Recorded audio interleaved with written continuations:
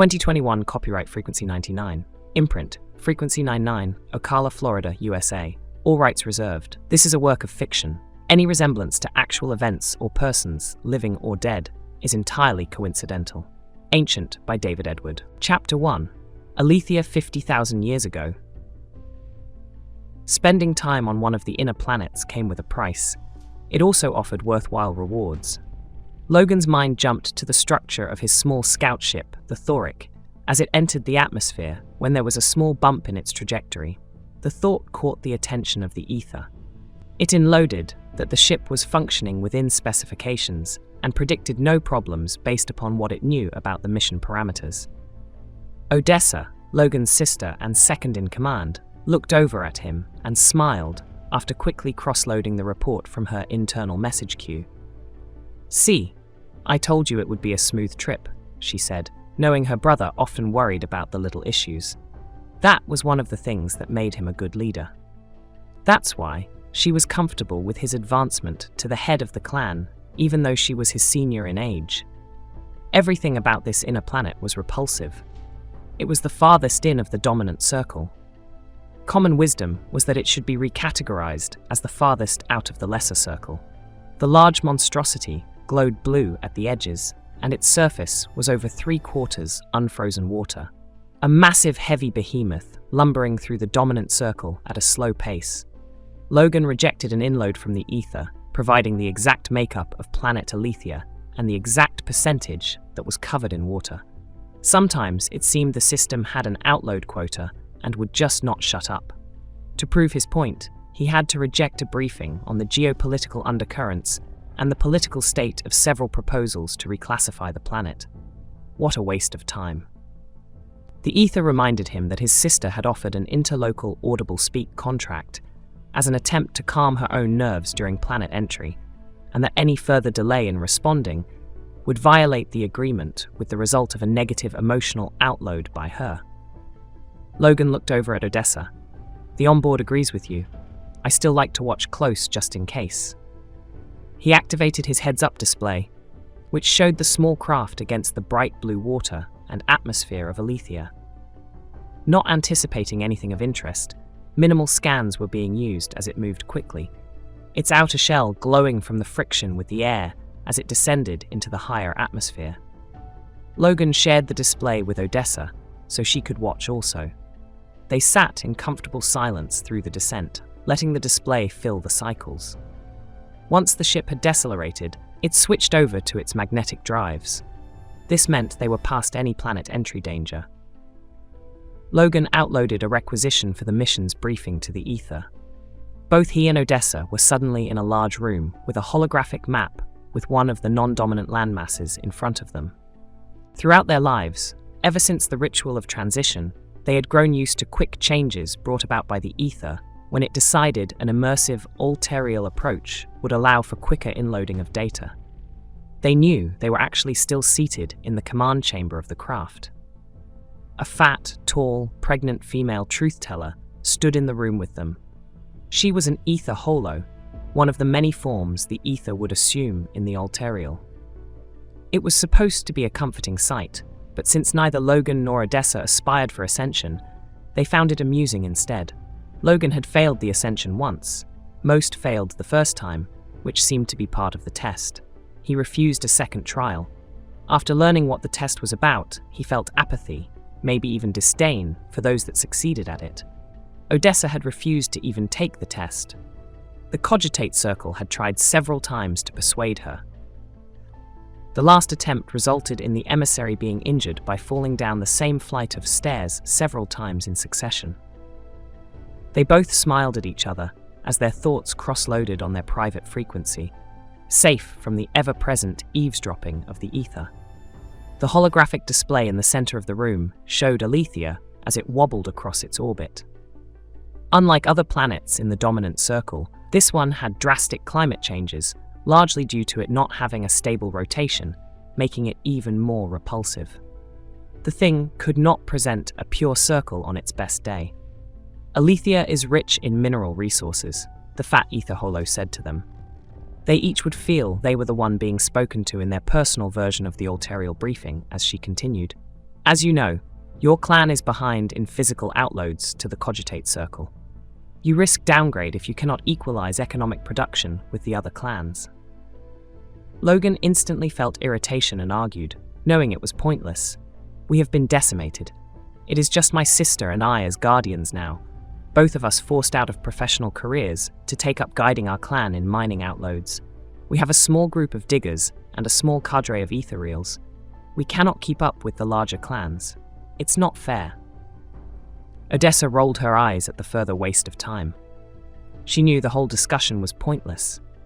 She also respected her brother for taking the time to lodge the complaint.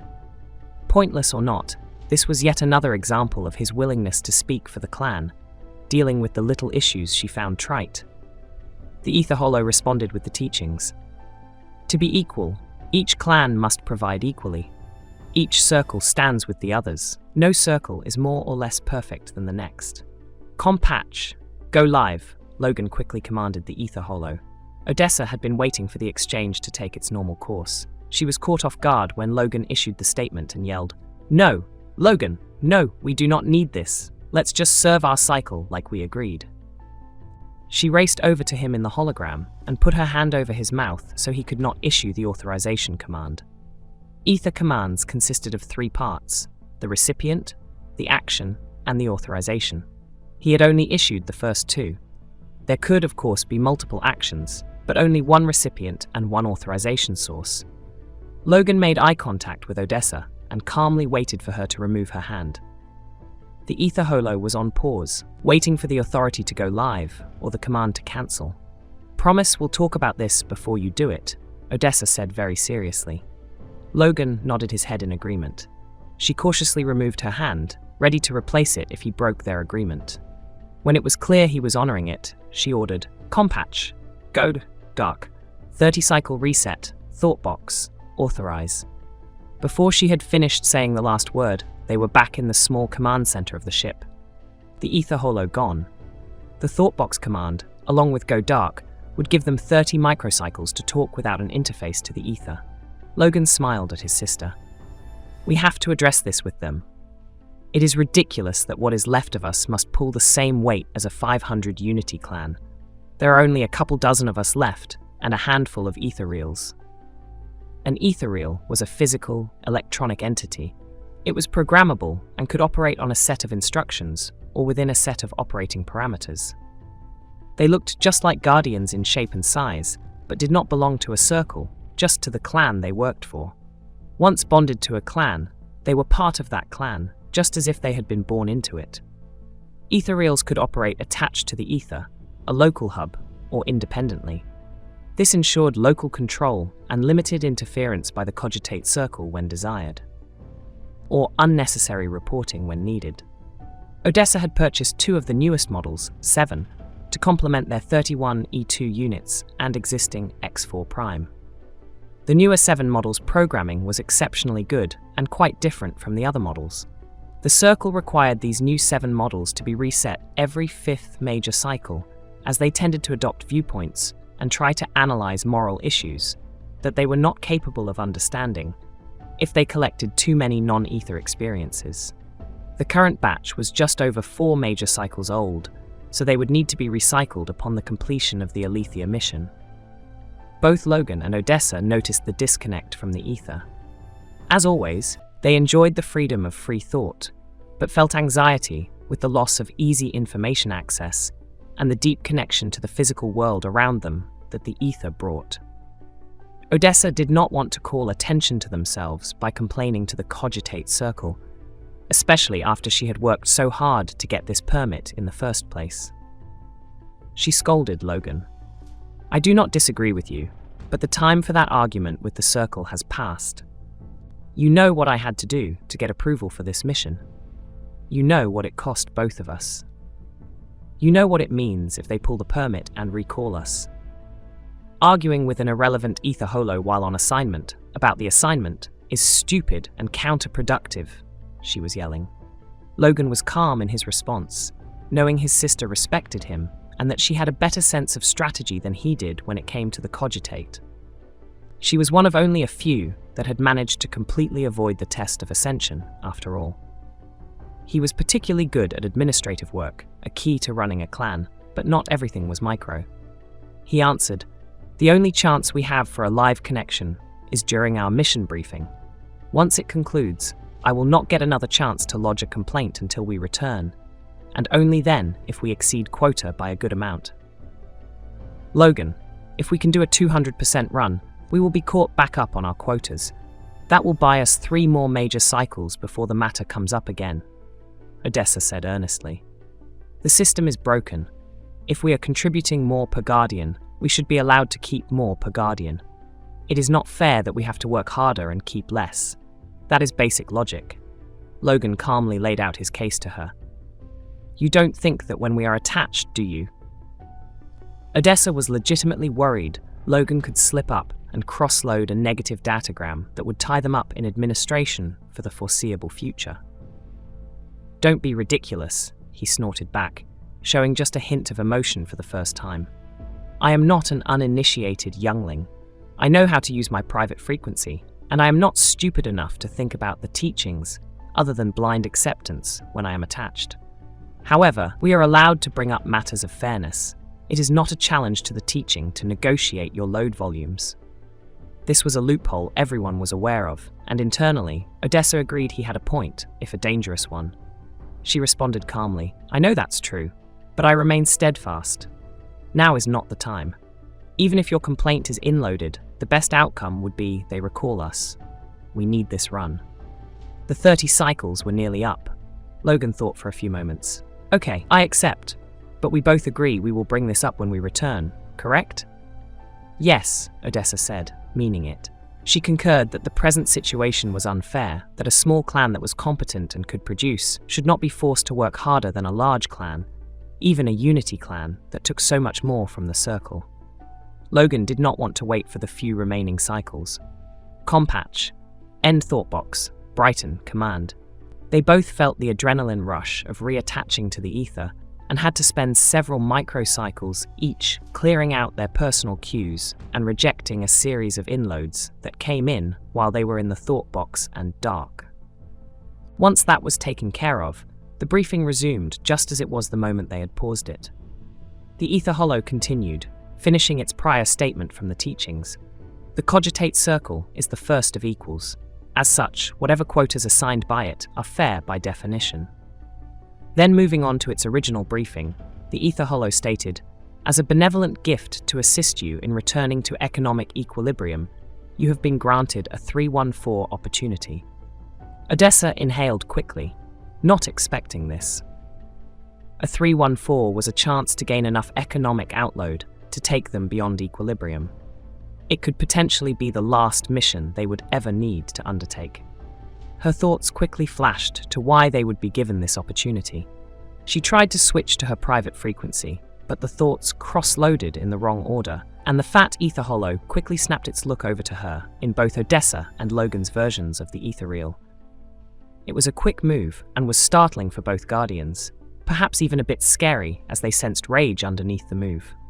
"Children do not doubt the wisdom of the cogitate circle," the ether hollow spoke louder than needed. "Each to the circle as you are able. Each by your needs. You have been given an opportunity. Follow it." It seemed the pep talk was over, and the rest of the ethereal session was a fairly dull overview of their assigned mining site, and the quantities expected to be delivered at the conclusion of their 2 full Mashi cycles mission. A complete orbit of the Mashi moon of Titayo. The only other interesting moment was when they were told that the Mashi Circle had independently authorized ethereal armed defense status level 2. Mashi was their home moon, and one of 5 that orbited the large, round ice planet Tayo, the prime of the dominant circle. Tayo had as moons all the original homes for each of the 5 races. Since the Great Resolution was accepted to end all hostilities between the races, a central administrative circle for each moon controlled the ready state of all weapons in the entire luminary. This was to make sure the peace agreements were honored. While it was not unheard of to pre-authorize armaments, this was still a show of confidence from both ruling circles that sent a positive message to Logan and Odessa. A positive message in normal times, anyway. Odessa quickly switched to her private frequency and shared a crossload with Logan. "We can have a little fun once we switch to the local hub. They just unlocked our entire arsenal." It was sent with a bright purple header indicating excitement and playfulness. The fat ether hollow had looked suspiciously at them during the exchange, but was none the wiser given the private frequency protections. They were also given a range of coordinates to work in that had been pre-scanned, and in addition, given a second range of coordinates that were prohibited. The prohibited range was geographically close to their worksite, so close they would have to adopt altered flight patterns to avoid the geography in the datagrams. The higher 314 opportunity seemed to have been decided upon after Odessa secured the permit. The original permit was for a low-yield and simple mining operation. Still, on their private frequency, Odessa outloaded to Logan. "Maybe your complaint worked? I think they just made this switch while we were in the thought box." Logan frowned at Odessa, then addressed the ether hollow. "Thank the Circle for their generosity. Is there any more information on the prohibited zone and the need for security?" They were told there was none, and that the luminary would shine on them for fulfilling their mission. Chapter 2. Ethereal's X7 looked at his ethereals in the large cargo hold of the Thorick. There were 34 ethereals total, counting himself. E7 constantly asserted that X7 needed to reduce the number to 31 or increase it to 37. E7 had many suggestions for X7, but X7 was prime. The 31 E2s were highly competent but did not have advanced processing capabilities. This left only E7 and X4 as candidates for prime along with X7. X4 had been prime ethereal on the Thorick for many cycles before Odessa had procured X7 and E7 4 major cycles ago. X7 outloaded to the ether to pause E7's cross-loading ability. He knew she would resent the move, but it was one of the advantages of being prime. For good measure, he also paused X4's crossloads at the same time, in case he needed to be able to claim bipartisanship later. He had received the defensive posture upgrade before Logan or Odessa only microcycles sooner, but that was a lot of time to an ethereal. X7 was running scenarios and working to decide upon a strategy for deployment. The defensive permission from the Marshy Circle did not come with any information about why they were on the higher status or what the potential threat might be that they needed to prepare for. The ship was still at high elevations using its magnetic drives. As such, X7 could query the ether until the ship lowered into the stratosphere, where he would have to switch over to the local ether hub generated by the ship itself. He cross-loaded millions of datagrams, but did not find anything helpful. There were no known indigenous threats in their area. Hostilities with other moons were non-existent, given the Great Resolution. His wetware had evolved sufficiently to avoid paradox loops, but he was still doing a lot of recursive cross-loading, just to be sure. After a near eternity of processing, a few microcycles in the physical world, X7 decided that the only course of action that could bring success in any situation was full loadout. He concluded that since there was no risk of unintended conflict with other races because of the Great Resolution, there was no negative variable in the equation. He also surmised that they would not have been given permission to defend themselves lightly. A real threat must exist. Just because it was unknown did not reduce its chance of occurring. He terminated his connection to the ethereal. This would be the last communication he had with it until the mission was over or the defense protocol lowered to 1 or 0 from the current state of 2. To protect against electronic warfare, future orders could only come from one of the 2 onboard guardians. The scout ship Thorick was designed as a peacetime excursion vessel. It had defensive-oriented light armaments and weapons, enough to dissuade a pirate or thief from attempting to board, but little more. While there was an agreed peace in the Luminary Circle, there were still dangers, illegal cartels and syndicates, for example, that could attempt to inflict violence on civilians or take their property. While the ship's weapons were defensive in nature, its internal armory was well stocked with light and medium, offensive-oriented, single-user personnel equipment. That was largely because of pre-resolution dangers, also in part because Odessa kept it well stocked for her own reasons. She liked to use the equipment and enjoyed being proficient with it. X7 opened a private channel with Logan. "Sir, I have been monitoring traffic and, per orders, will be moving the E2 units to a defensive posture, Level 2. Also, noting Level 2 Dark Command has been initiated. Will we require the E2s to assist in camp setup while in this configuration?" Logan outloaded a red status, letting X7 know he would be checking with Odessa and would return a response once that crossload was complete. After a few moments, his voice filled the frequency. "No, not initially. We are going to scout the area and make landfall. Once there, we will deploy a perimeter. If everything checks out, we can transition to a work schedule. There is no rush on this one, X7. By the teachings." "Yes, sir." X7 switched back to the primary frequency, irritated that Logan, as Ship Prime, did not make the decision by himself. X7 knew what it meant to be Prime. He paired up the E2 models with available ordnance, dividing the 31 units into 4 squads of 7 units each.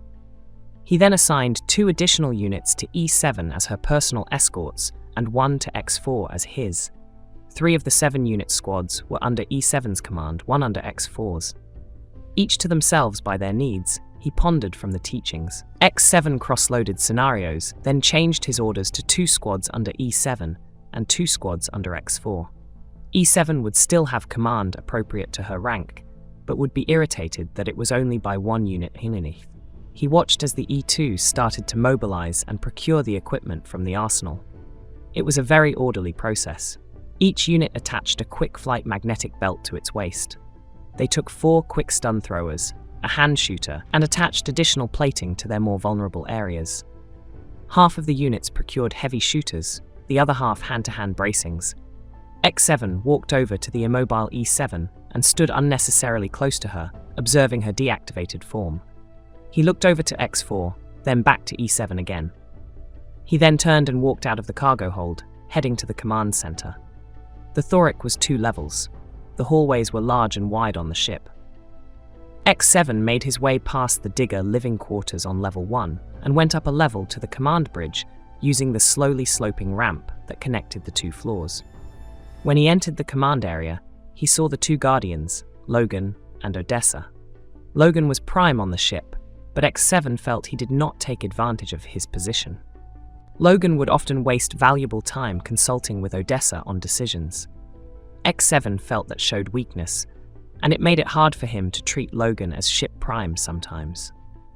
The 2 Guardians were engaged in a conversation with the female digger Prime Adiamo.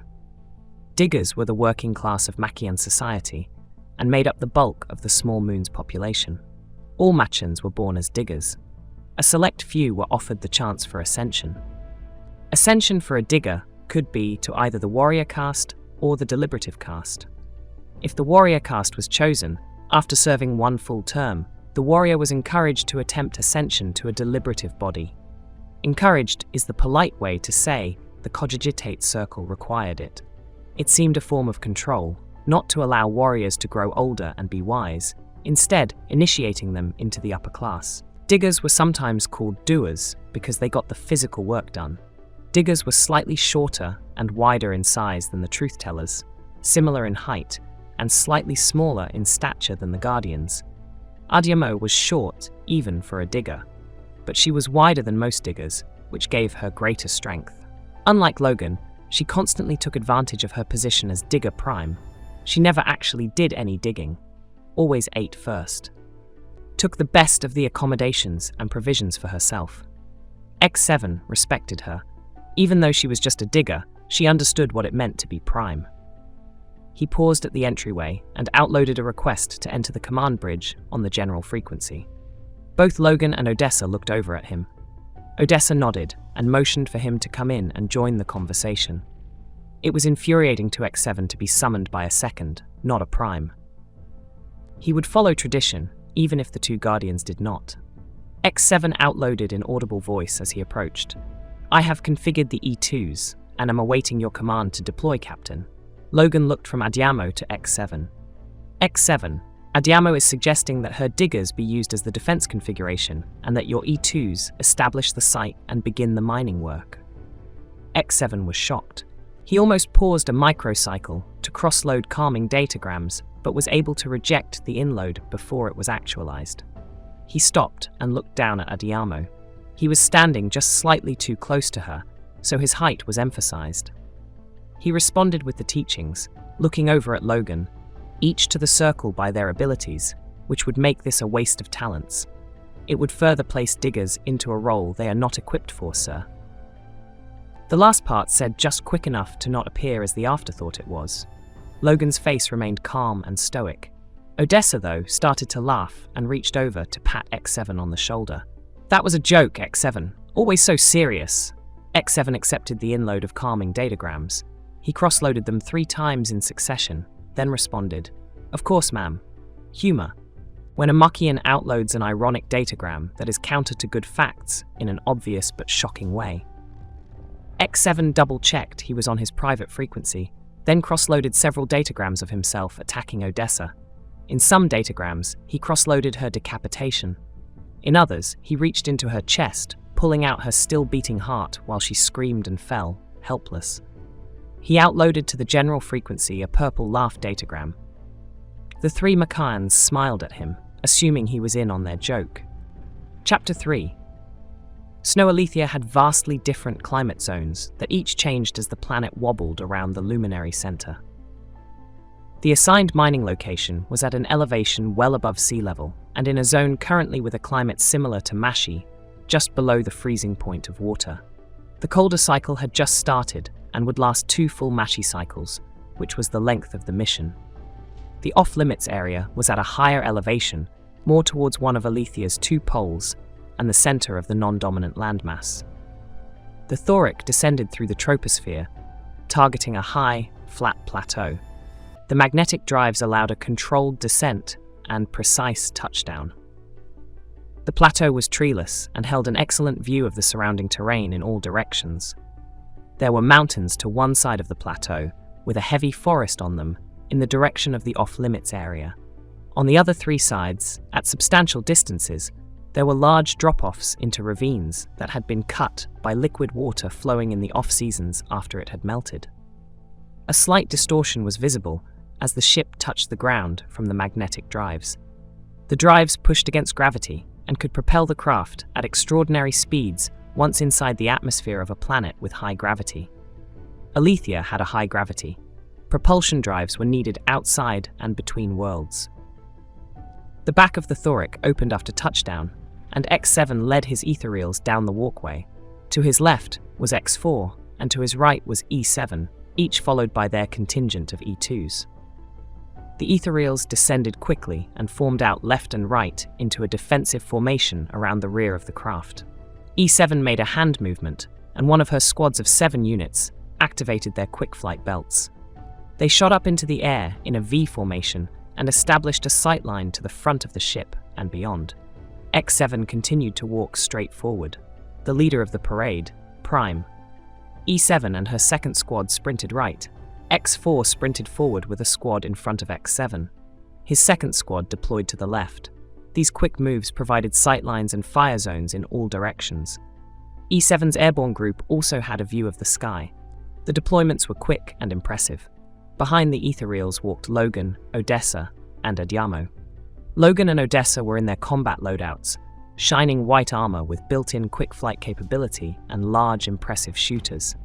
Odessa's suit was equipped with hand-to-hand bracings. Logan carried a heavy shooter on his back. Audiamo walked at the head of the 60 diggers. Driving massive machinery on a grand scale, some diggers rode on the machines carrying site flags. Several others walked alongside carrying clan flags. The flags waved and the machines roared.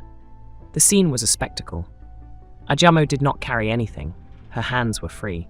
She gave directions here and there as the work teams deployed and started quickly, setting up permanent structures and organizing the new site. The directions were more show than anything else. The diggers knew their jobs well.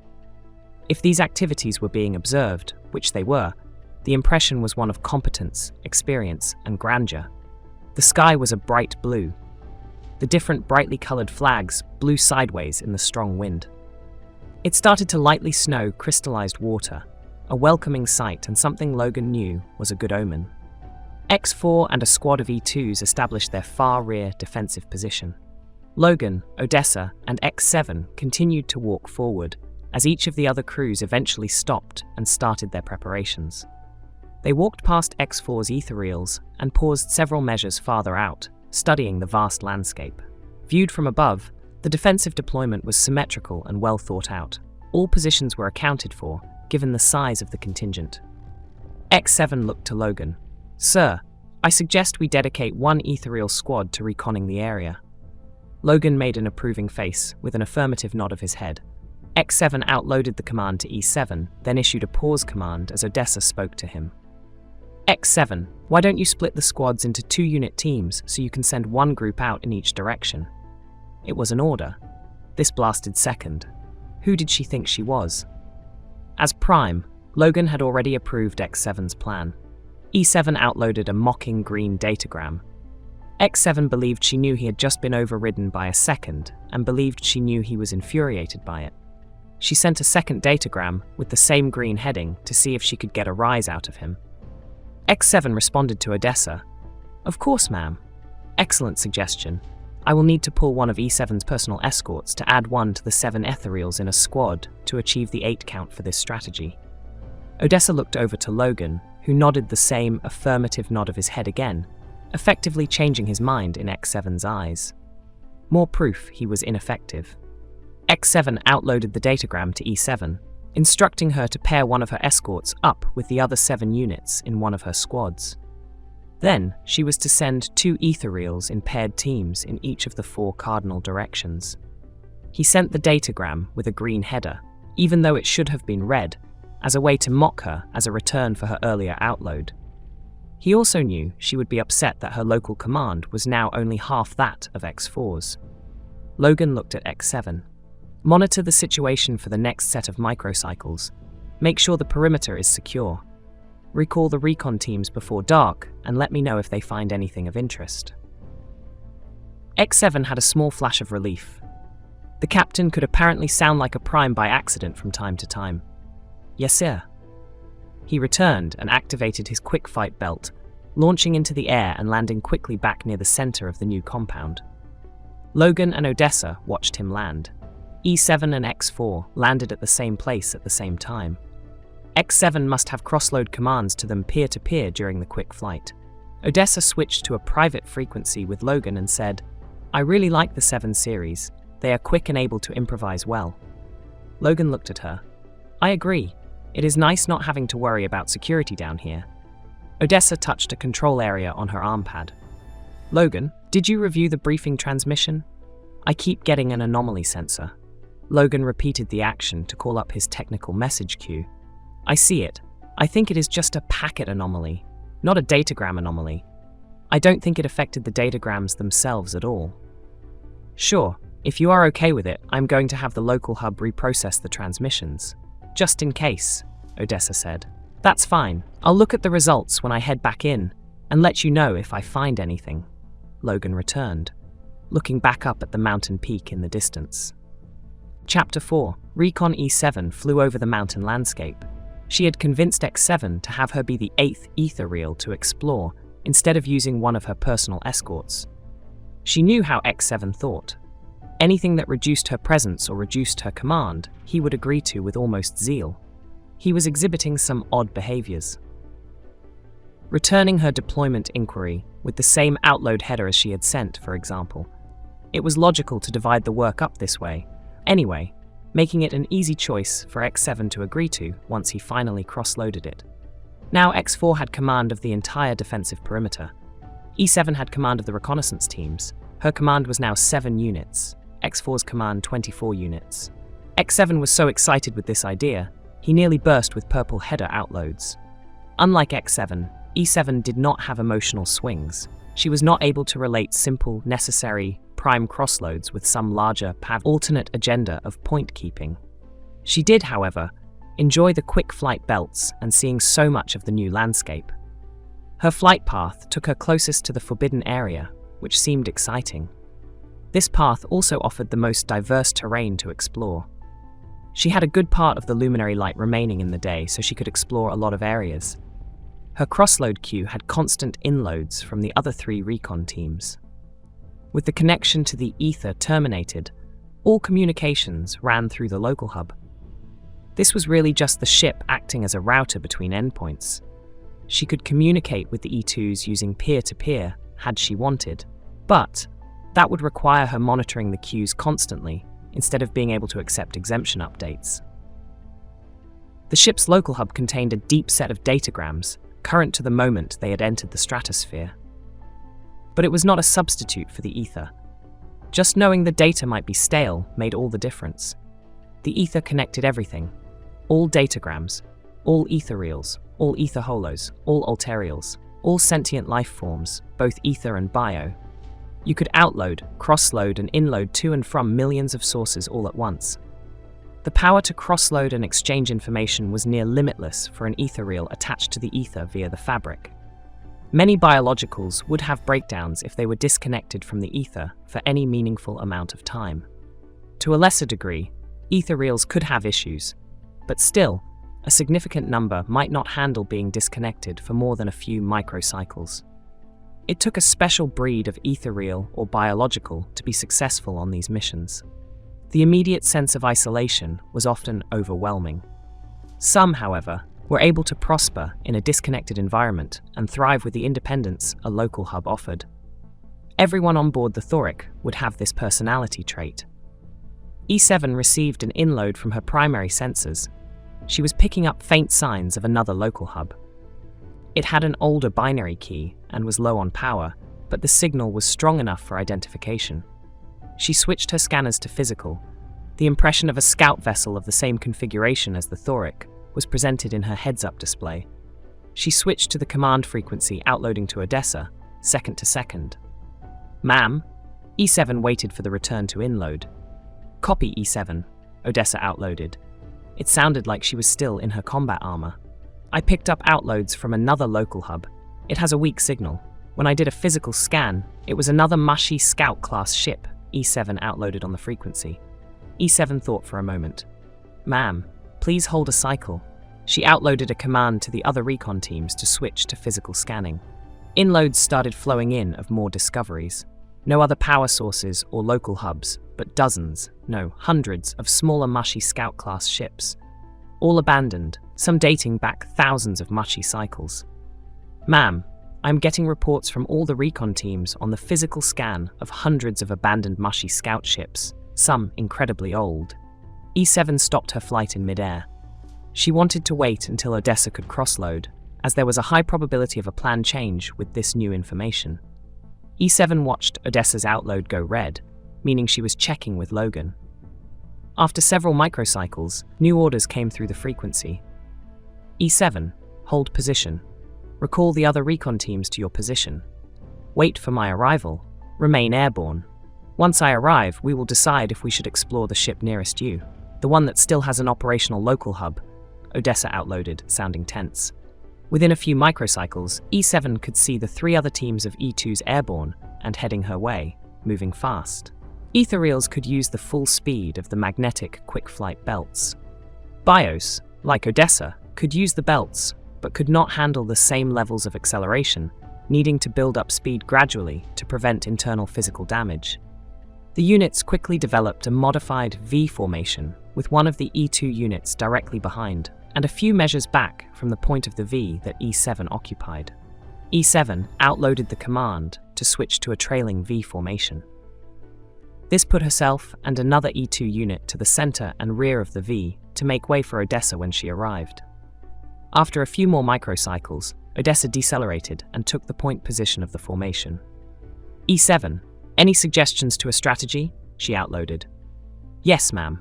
I suggest we send one of the E2s with hand-to-hand bracings as a scout using physical scanning to the area. Dark, so no commands can come in through the local hub. If everything is clear, we proceed."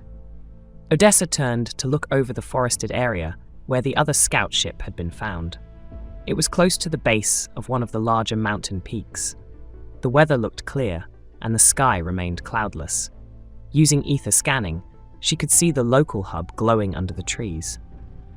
She outloaded a request to it to provide its last date of ether connection. It instantly returned a date that was 15 mushy cycles old. That was roughly 6 full circles of althia in its orbit around the prime luminary. She outloaded a request to the local hub for the last ship's log and was met with an access denied outload, so she switched to physical scans and could see the outline of the scout ship. It was the same class of ship as the Thorick and looked to be in bad condition. There were signs of an internal fire. Externally, there was scarring on the hull and large dents where it looked like concussion ordnances had impacted. The back of the ship was open and the mining equipment and machinery had been deployed. The equipment was smashed and inoperable, spread about the area in pieces. In what had been cleared as the center of the compound, some small trees were starting to grow. Ground foliage growth was underway as well, and was close to waist high.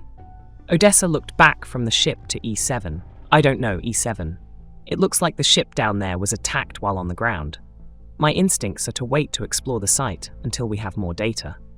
The local hub is weak, but it has enough reserve power to last for several Mashi cycles. Seems the system is locked anyway. I could not get access to the logs. Yes, ma'am, E7 outloaded. It seemed like a reasonable set of precautions to take. The entire group hovered stationary in the air for a few more moments. Odessa continued to survey the area around the ship using a range of scanner settings. Nothing was coming up other than the physical ship and the local hub grid. She looked up to the mountain again. This site was remarkably close to the border of the off-limits coordinates, which started near the summit of the mountain. Her sense of unease was growing. E7 waited patiently. After what she felt was a reasonable amount of time, E7 said, "Ma'am, maybe we should explore one of the other ships. We have located hundreds in all directions. Maybe one of the older ships away from this area can yield as much information as the one below." Odessa looked to E7. She then set her scanners back to physical. "E7, I have scanned for any sentient signs below. If there was someone stranded here, it would be a compelling reason to investigate now.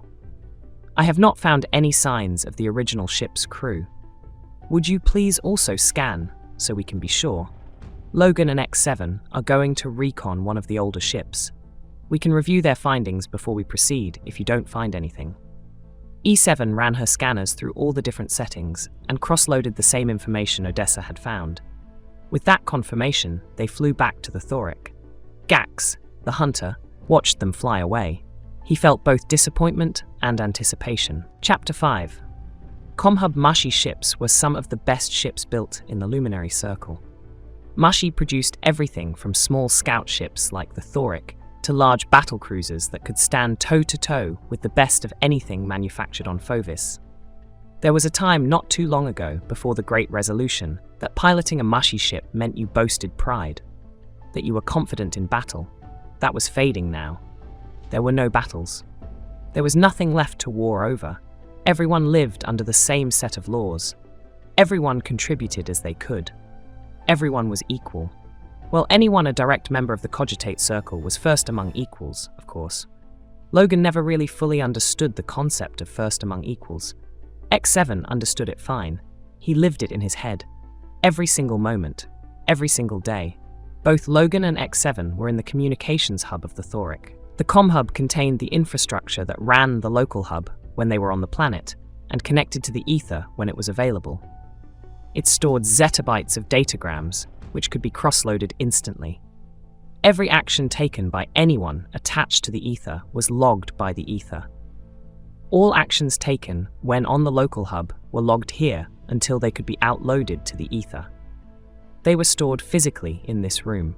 It was a difficult concept to understand, given the abstract nature of the ether. Being disconnected made life very different. Logan was seated while X7 stood. X7 respected the fact that Logan took the only chair. It showed that at some level, maybe, he understood what it meant to be prime. Logan was running a filter to follow up on the packet anomaly that had been found by Odessa.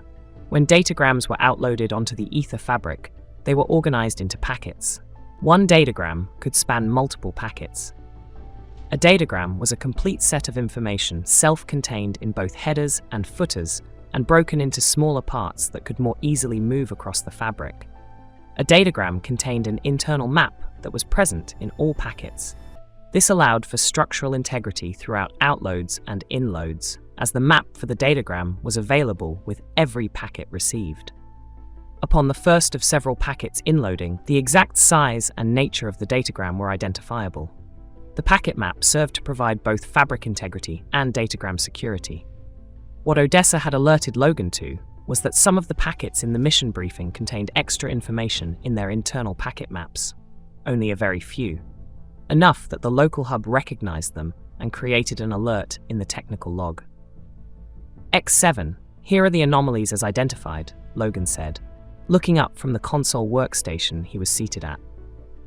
I can see that there is extra information in the packet map. It actually looks like a lot of extra data. Could you reconstruct the map so we can see what we are dealing with? X7 felt pride. With E7 away, he had the fastest cross-loading times by a lot, even faster than the ship. Yes, sir, the cross-load is completed. Would you like an audio outload or visual outload? Visual, please. Logan leaned back in his chair so he could see the video presentation area near the back of the modest-sized communications room. On the display was a picture of the datagram map as received, and an overlay of the anomalous map recovered from the few packets that contained it. There was clearly a lot more information in the anomalous map. Without the actual packets, though, there would be no way to reconstruct exactly what was missing from the received datagram. X7, please cross-load the two maps and overlay where the missing information is and where the received information is. The display changed to show that they had only received the middle third of the datagram. A large portion of the front of the message and a smaller portion of the end of the message was missing. Would you now cross-load the briefing to the full map and identify if the missing packets are from the cogitate circle or the mushy circle? Those were the only two sources for our briefing. X7 had predicted this request and had already done the cross-loading.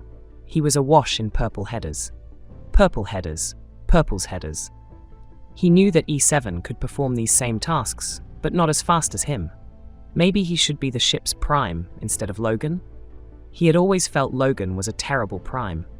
While never being able to predict with 100% accuracy Logan's decisions, was it possible this was because Logan was such a bad example?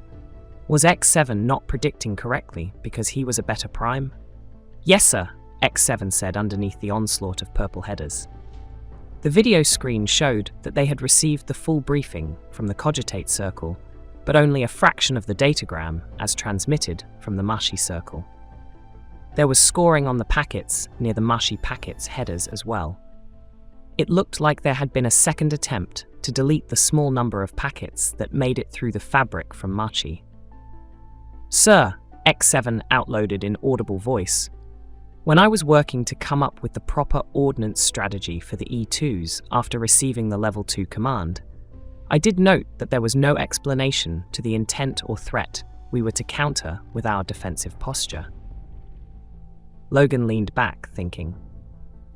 I made the same request during the briefing. I was told there was no additional information available. That now seems to have been incorrect.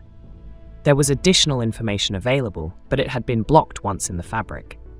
The mushy circle outloaded it, but the inload into our comm hub was blocked somewhere close to this end of the transmission. Logan looked at X7, and they both seemed to be processing the meaning of that statement. X7 spoke first, none of his usual internal noise this time, in the way of clear thought. Sir, wasn't your briefing done by a truth-teller? I know an ether holo, but still, a truth-teller, correct? Logan continued to stare at X7. Yes, a truth-teller from the cogitate circle. He stood up and walked over to the visual display, as though getting closer to it could provide an answer. X7 walked over with him. I did a full recursive scan of my internal crossloads and a full index search of the ether before we disconnected. I could find no rationale for the defensive order. Studying the missing areas of the datagram map, Logan spoke without looking away. I wonder what they were trying to tell us? At that moment, Logan's comlink broke the spell, and Odessa cut in with an excited voice. I just received word from E7. They found another mushy scout ship with a working local hub several dozen measures from here. The other recon teams have found hundreds of older ships, all mushy, dating back thousands of cycles. Breaking his gaze away from the video display and looking back to X7, Logan said to Odessa, "Go check it out. We are working through the packet anomaly you found. Something is not adding up. Use extreme caution. If things do not feel right, come back here, and we will decide what to do. X7 and I will take a look at one of the ships closer to us here. It looks like we are on this defensive posture for a real reason, not just fun." Odessa replied, "Sounds like a good plan. We can rendezvous back at the Thorick in a few cycles." Logan walked to the doorway. "X7, how about you and I go check out one of these old ships and see what we can find?" Chapter 6. Ancient Logan, X7, and a small contingent consisting of 3 E2s flew through the air using the quick-flight magnetic belts. The sky remained a bright blue, and the luminary shined in through Alethia's atmosphere. Wind had picked up, and there was a noticeable drop in temperature, but the day otherwise remained crisp and shiny. X7 had set his scanners to physical. It was a setting that was not often used because all objects in the hub were attached to the ether. An ether scan provided much more detail about the objects and sentient beings than a physical scan. However, part of the isolation of visiting a planet like Alethia was that the ether did not extend all the way down to the base of the planet. Had the Thorick been scanning physical when it entered the atmosphere, at least some of the derelict ships would have been spotted. Instead, it was using the data generated from the ether, missing real data and showing what was in the databanks instead as an overlay. No ships in the databank, no ships on the display. The terrain was rocky. There was ground cover in some places. In other places, there was little cover, if any. The flow of liquid water over the course of billions of cycles had cut deep into the rocks, leaving a trail behind it. In some places, ravines were hundreds of measures deep. Plant life seemed to be flourishing in parts of the area, creating a green contrast to the red and yellow rocks and dirt that were dominant in this region. The temperature had only recently fallen, perhaps only a few dozen daily cycles before they had arrived on Alethia in the Thorick. The green plant life would eventually fade from green to brown to match the color of the landscape and rocks. But not yet. They were heading to the oldest recorded ship found during the recon scans. It was relatively close to where the Thorick had landed. A handful of measures in the grand scheme of things. After just a few moments of flight at the quick flight belt's top speed, then a slower acceleration, X7's physical scans were finding the same ships the E2s had reported finding. They were not close together, just like the current mining site was not close to any particular ship. But the volume of ships now derelict was high. As they came into view of their target ship, they could see that it was partially buried in the sand on the top of a large plateau. Water flowed to each side of the plateau over 100 micromeasures below the top. There were several smaller buttes and mesas in the area, with flat tops at the same height as the target plateau. Buttes, mesas, and plateaus were all cut from the same basic geological structure. Their only real differentiation was the size of the area on the top. Plateaus were very large, and buttes were fairly small. All had straight, flat sides, creating a large drop-off to the ground below. It struck Logan that the site for this ship was a good match for the site the Thorick had been assigned and landed on. The group landed, approaching the back of the ship. The hatchway was still open. Roughly a third of the hull was under the sand. X7, Logan outloaded while cross-loading readings from his physical scanner. Would you please post the E2s out here, and then see if you can interface to the comm hub of this ship? Search for any information as to its age. The design looks ancient, but clearly recognizable as a Mashi scout ship. Also, pull the last few logs so we can get a feel for what happened. X7 quickly cross-loaded instructions to the E2s, which almost instantly touched their quick flight belts and established a perimeter just a few measures out from the ship opening.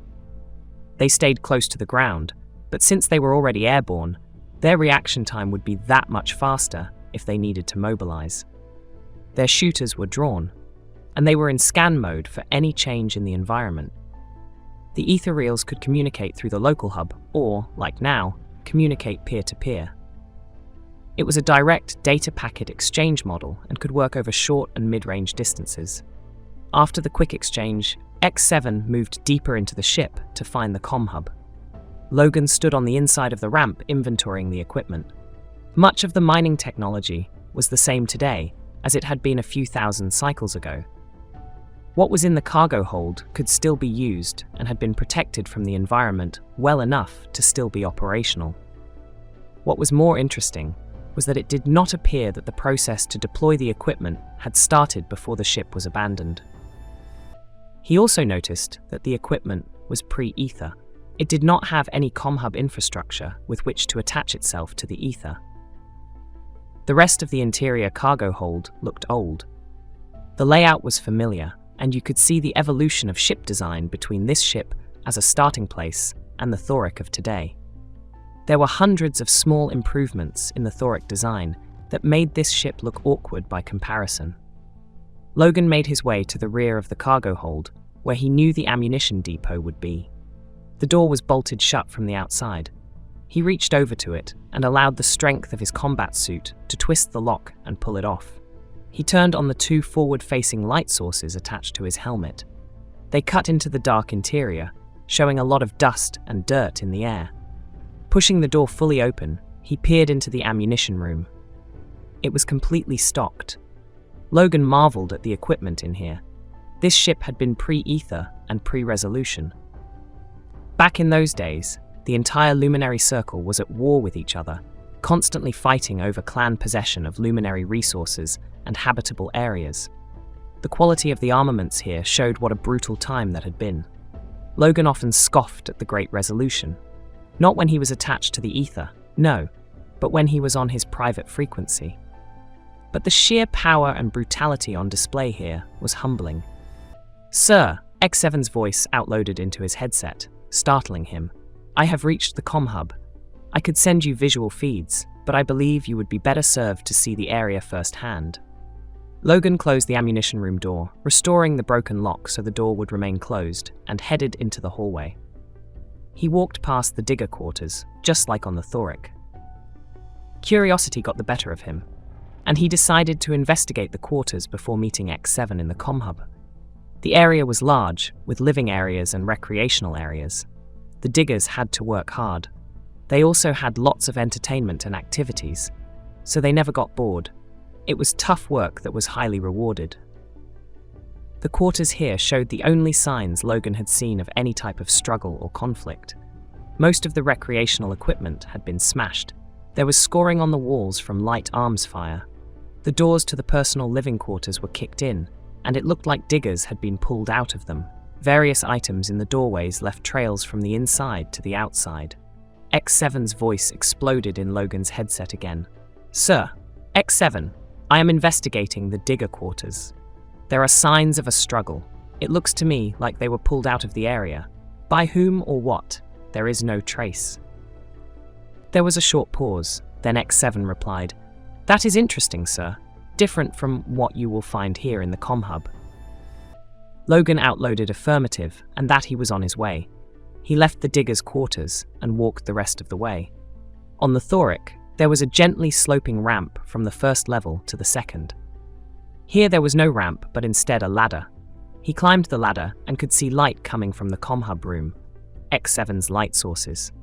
"I'm on the second level," X7, approaching the comm hub now. X7 slowly backed out of the comm hub so Logan could see him. As Logan approached, X7 stood to the side of the door. The inside of the comm hub room was destroyed. Where the digger quarters showed signs of a struggle and some light arms fire, the comm hub was decimated. Blood thousands of cycles old could still be seen sprayed onto the walls and what was left of the equipment. There were 7 skeletons in the room in a row on the floor, each with a large hole in the back of their skull. The only possible conclusion was that they had been subdued and executed from behind with a hand shooter. It looked like the old physical projectile model shooters had been used. It was a gruesome scene. "X7, this looks horrific," Logan said, trying to recover from the horrors the scene portrayed. "Yes, sir," X7 said back. He noticed that none of his internal chatter was present. His processors seemed to be busy cross-loading the datagrams he was collecting to try and make sense of them. Logan turned away from the scene and looked at X7.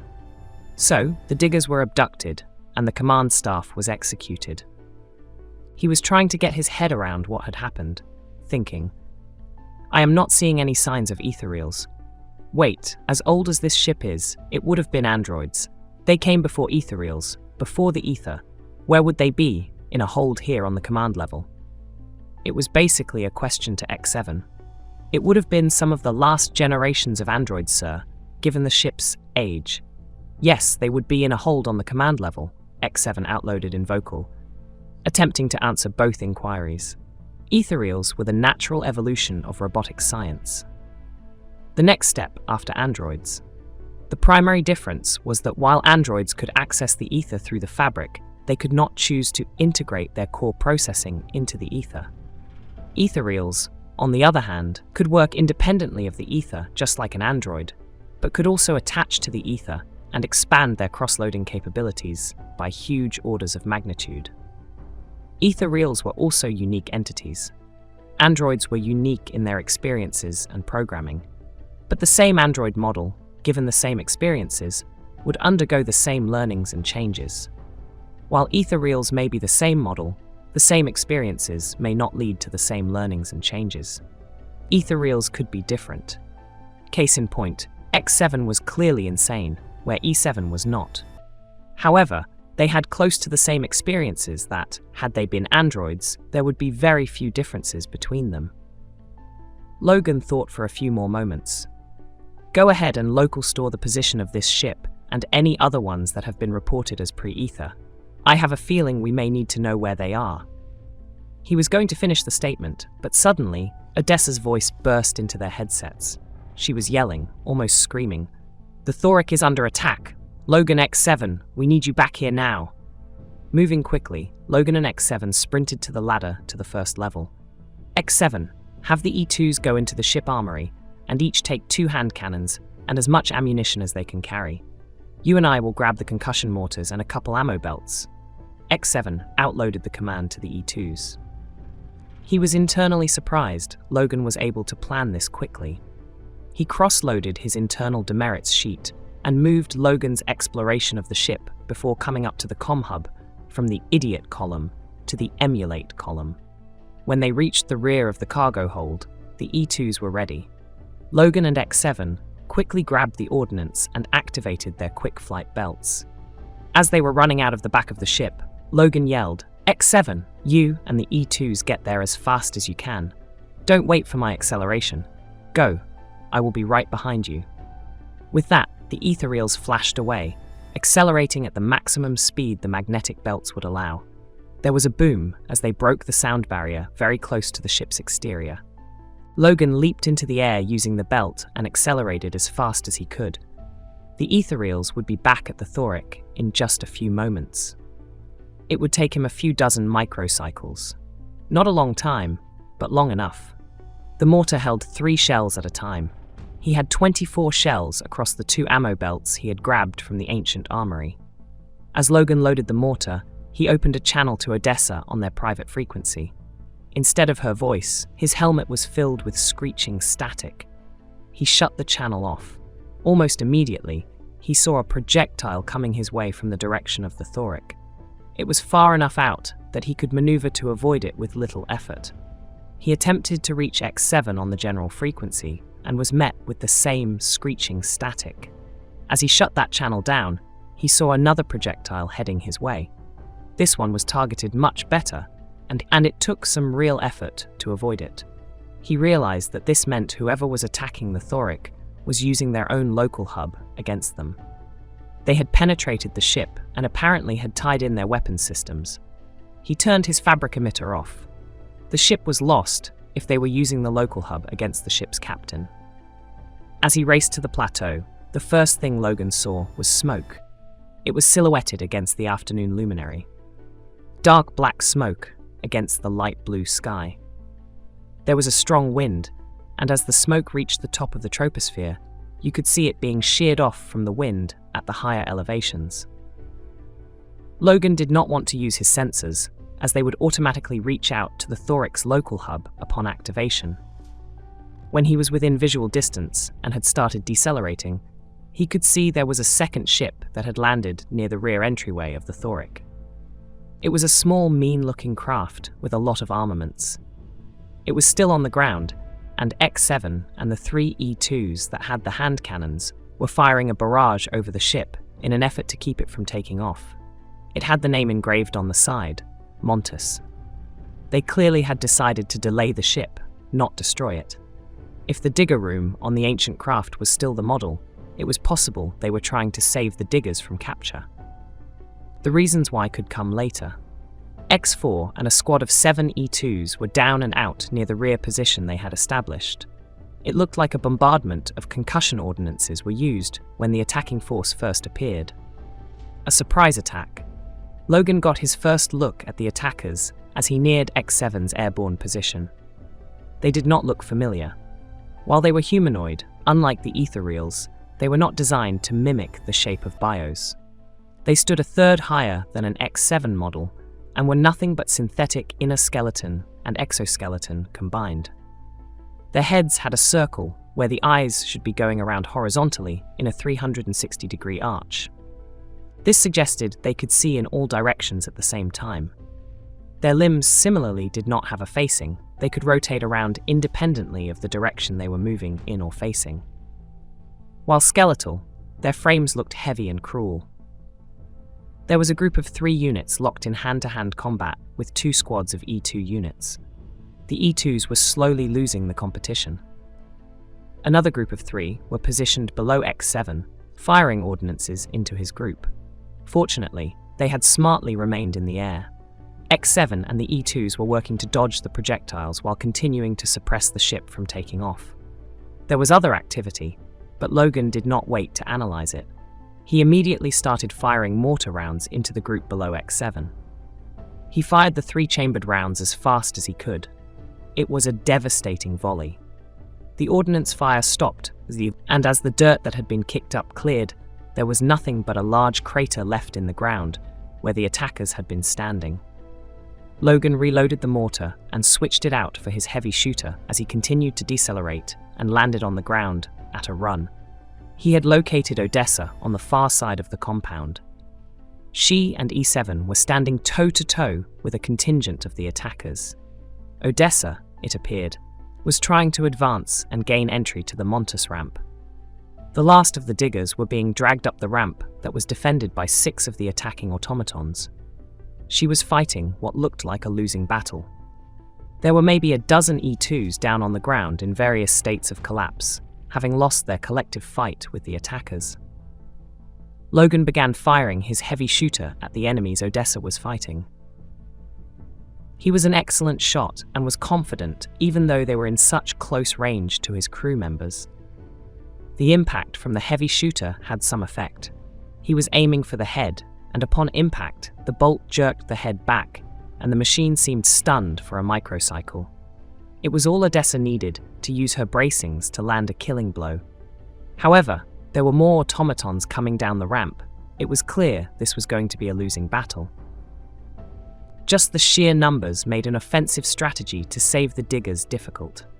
A wave of automatons stormed down the ramp and pushed Odessa and E7 out of the way so it could close.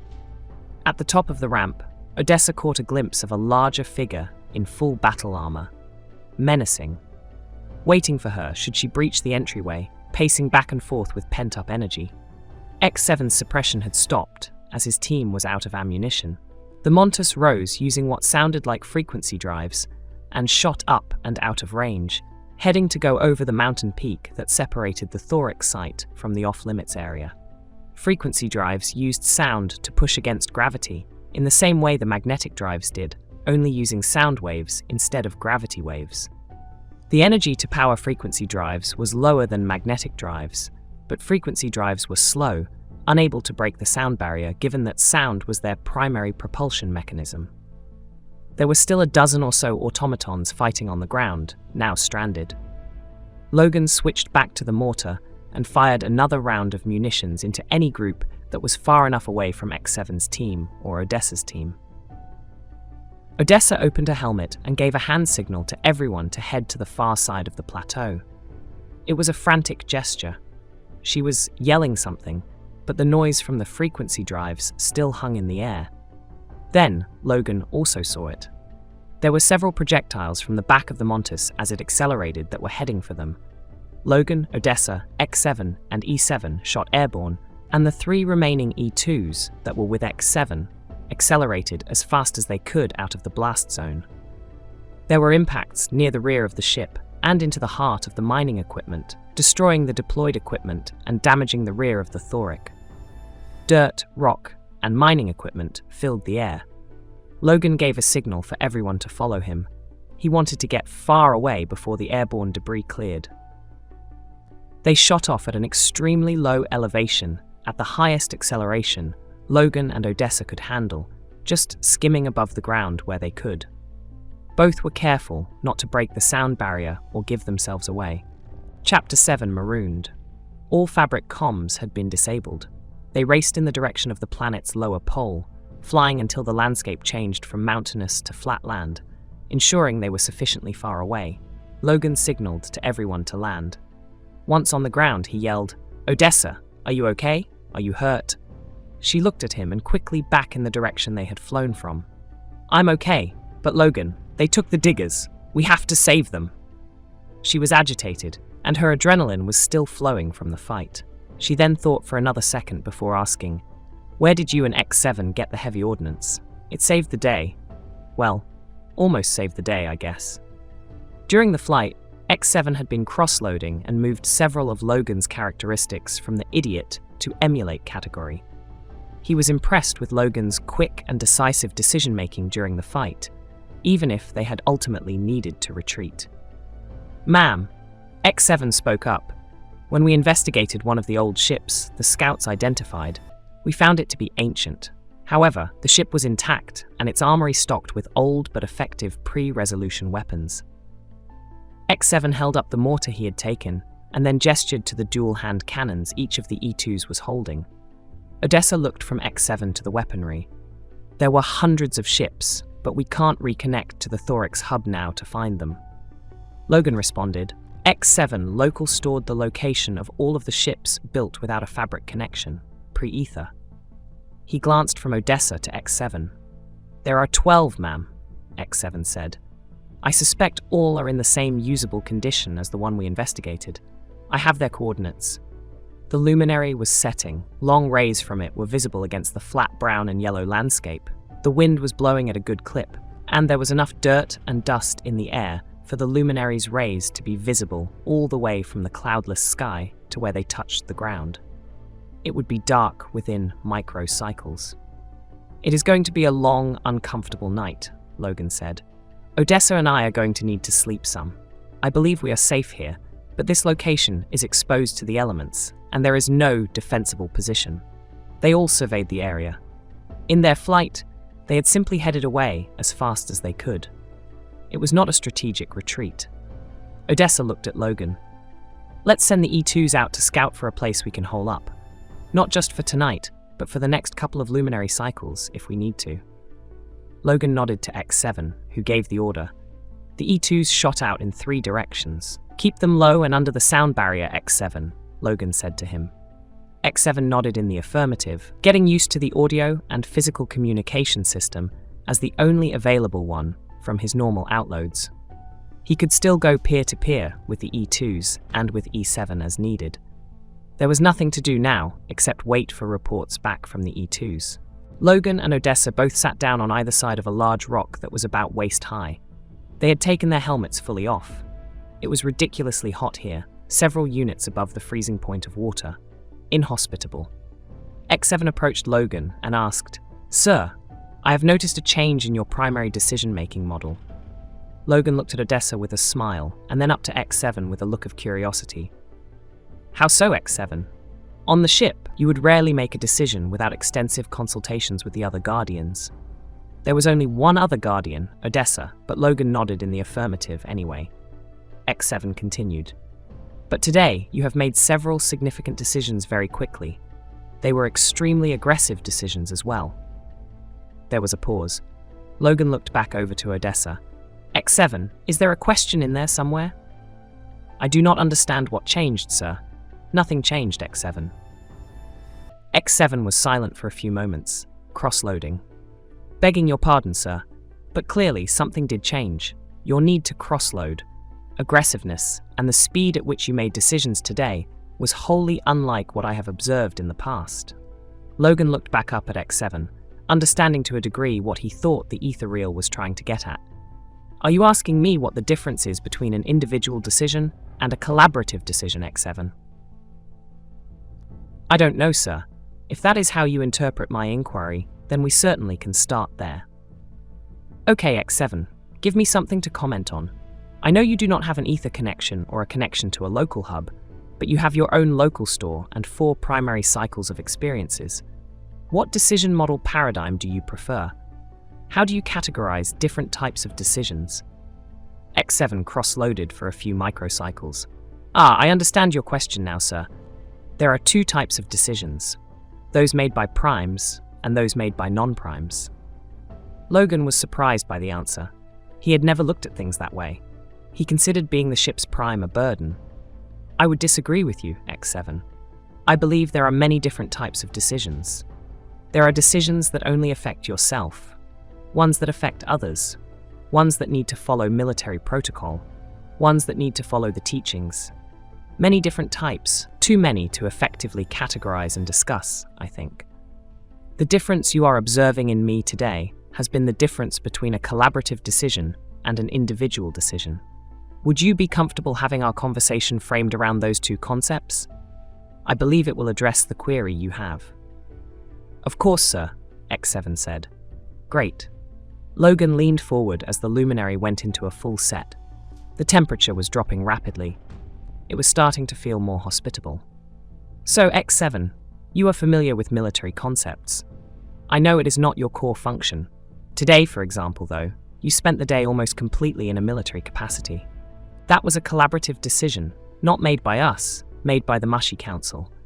When we decided to send E2s out to scout, that was a collaborative decision made by us collectively as a command team. The strategy was to send out scouts to gain information about our surroundings.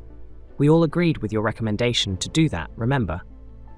Sir, that is not how I remember it at all. My decision was overridden after you had already approved it. There was no collaboration. X7 was a little concerned to challenge the ship's prime this way. He was also relieved to finally be having this conversation. Logan smiled. I believe I understand. He stood up and walked closer to X7. You wanted to send the E2s out in a single group. Odessa suggested smaller groups. Logan looked back to Odessa and nodded to her. She stood up and walked over to X7. Yes, that was not an override. I agreed with your strategic decision to scout the area and gather information. It was a good decision and, obviously, provided data that we were able to use to survive the attack. The strategy was sound. I suggested a different way to go about doing it. That is a tactic. A strategy can have multiple ways of being achieved. Logan continued for her. A strategy is the overarching goal. A tactic is the way in which you go about achieving the goal. Obviously, the 2 are inherently linked together. A good strategy with bad tactics can be indistinguishable from a bad strategy. We agreed with you and the strategy, but part of collaboration is that sometimes several ideas are considered or combined to make up the final decision. When ideas are mutually exclusive, one may be selected over another, but those are just part of the tactics, not the overall decision. Does this make sense to you, X7? X7 cross-loaded and found he was conflicted. His primary decision model was based around being a prime. There were things a prime got to do that non-primes did not. I am struggling, sir, to adopt this paradigm. As the ship's prime, you should make ship decisions. As Ethereal prime, I should make Ethereal decisions, just as Adiamo should make Digger decisions being Digger prime. The mention of Adiamo brought everyone back to the current situation, even X7. He realized there were several peer-to-peer messages waiting for him. Unlike hub messages, he had to check the peer-to-peer queues if he was not actively attached to them. One of the E2s has found a location they believe would be sufficient for our needs. The group followed X7, who was able to use the peer-to-peer connection to find the E2's location. The terrain changed again. It was warmer now, and there was a lot of green foliage. The landscape became rockier and more uneven, with a few small active rivers traversing throughout. As they approached their destination, it also became apparent that the land had at one time been worked for crops and settlements. Sections were divided. There were rock formations separating areas. There were clear abandoned roadways. The E2 unit was standing at the start of a long, wide road. It was overgrown with green plants, but clearly it had been the main thoroughfare. On either side of the road were ruined buildings. It looked like age had gotten the better of them, not some disaster, natural or otherwise. The construction appeared very advanced. The materials used seemed to be quarried stone, exceptionally large pieces of stone at that. Given the advanced growth of some of the trees into the buildings and the weathered look of the stones, it seemed this site had been here for an exceedingly long time. Thousands of althia cycles or longer. That would make it older than Machi spaceflight. In their heyday, the buildings would still have been open air. It seemed the environment and the city were built to be in harmony with each other. There were many pillars and obelisks, many walls and archways. Here and there was a side street that created an overall symmetrical layout to the structures. The other two E2 units had made it here ahead of the larger group. One stood to either side on guard, scanning for changes in the environment. Odessa spoke first. This looks like Fovian architecture. Older, but the general design is unquestionably Fovian. The Fovians were the dominant race in the luminary circle. There were more Fovians than the other four races combined. Logan looked at her and then back to the ancient city. He started to walk forward and motioned for the others to follow him. Logan, Odessa said. They both had taken their helmets off. Let the Ethereals go first. It was a pleading statement, maybe a little out of character for her. Logan stopped, thought for a second, and turned to the group. The E2s had started to walk up the road with him, and they stopped too. E7, Logan said. Take one of the E2s and scout the area ahead. X7, take the other two and scout the area we flew over. Odessa and I will need a place to rest. We are both going to need to find a food source soon as well. The Ethereals headed off in opposite directions. Once they were gone, Odessa asked, "What did you find out about the briefing transmission?" He remembered that they had not talked alone since he and X7 had done the analysis. A lot had happened in a short amount of time. The Machi Circle sent us a datagram that included a lot more details about the reason for the defensive order. It came through the Cogitate Circle, who, somehow, either filtered the message on purpose or the message was lost. However, there was also a second attempt to delete the few packets that made it across the fabric to the ship. X7 pointed out, and I had the same realization, that you and I were briefed by a truth-teller. Odessa sat in thought for a few moments. The ruling class was divided into three parts. First, there were council members. This was the bulk of the ruling class and accounted for almost all the higher Machians. A council member was assigned to sit on a decision-making body, often thousands deep. They would debate topics, write legislation, and vote to adopt or reject laws and treaties. They heard trial cases and made decisions of law regarding their particular area. There were thousands of councils with thousands of members. Then there were the primes, the first council members among equals. They moderated council discussions and decided what items would be heard by the council and what items would not be heard. Finally, there were the truth-tellers. They communicated what the councils had decided. They were also the go-betweens for the rest of man's society. They controlled who could speak with the council and communicated the council's actions. The entire structure was based on the principle that the truth-tellers were good to their name. They could only communicate the truth.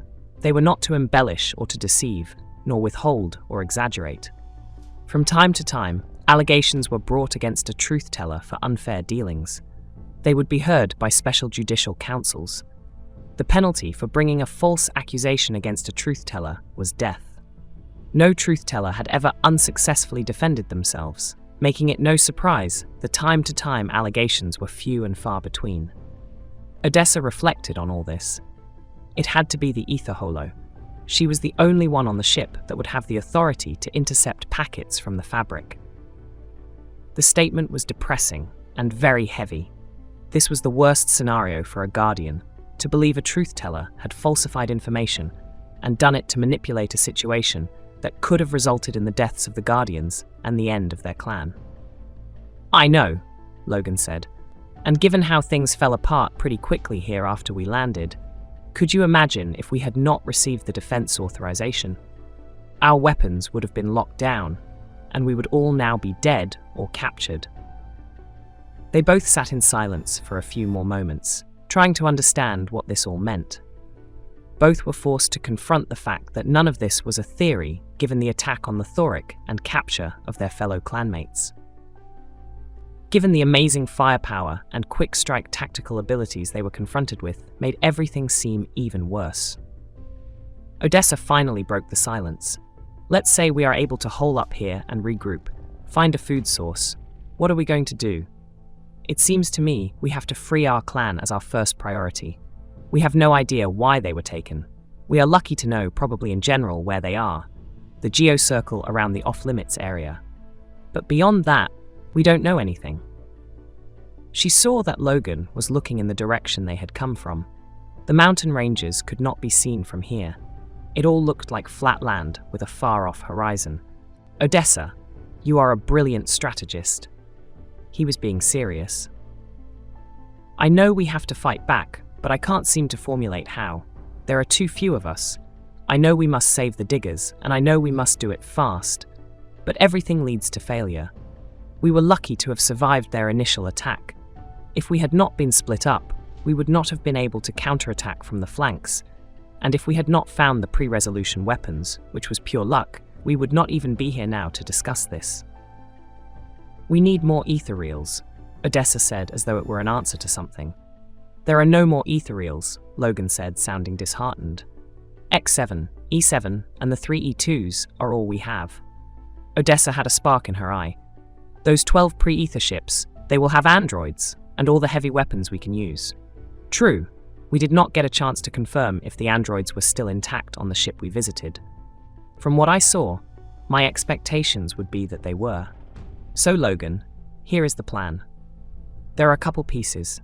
First, we need to rest and find a food source for you and me. Then tomorrow, we need to visit the 12 pre-ether ships and inventory them. Then we need to retrieve the E2s we lost and X4. If we can repair them, great. If not, we can use their circuitry to upgrade the androids. Then, at the same time, we will need to recon the off-limits area and see what we are dealing with while we collect the androids, armaments, and weaponry for our rescue effort." Logan smiled at her. "That is a lot of thens." She returned the smile. "Wait until we try and figure out what to do after the rescue. It is not like we can just go back to mining like everything is fine. Going to be a lot of if-thens." This was an old McKine schoolyard logic joke, and they both laughed. Chapter 8, Day 1. They found a nice building that had probably been the living quarters of one of the better-off residences of the city. A villa of sorts. It was a good way into the city proper, and open air, but had a large ceiling structure that would hide them from aerial scans, should there be any, and had several rooms they could use for sleeping, eating, and the work they planned to do with the androids. There were also several larger buildings right across the abandoned street that were not open air. They looked like storage buildings. That is exactly what they were about to be used for, so it was all a nice fit. The ethereals had found several wild plants that were left over from when the area had crops. There was plenty of food, enough for the 2 guardians, and later for all the diggers, should they be able to rescue them. It was now the morning after a night's sleep that was troubled, if uneventful. The sky was still cloudless, and the luminary had risen to a nice day. It was going to be warm by Mashi standards, but not unbearably so. Logan, Odessa, X7, and E7 were gathered in the main room of the establishment. The 2 guardians were out of their combat armor and seated on surprisingly comfortable stone furniture. The E2s were on guard in the villa doorways. Odessa had just explained the strategy and all the pieces to the 2 ethereals. Odessa was the strategist, Logan the planner. Logan took over. "So those are the goals. Now we have to figure out how to do all this without being detected. I think it is safe to assume that whoever we are dealing with either believes we are dead or views us as no consequence.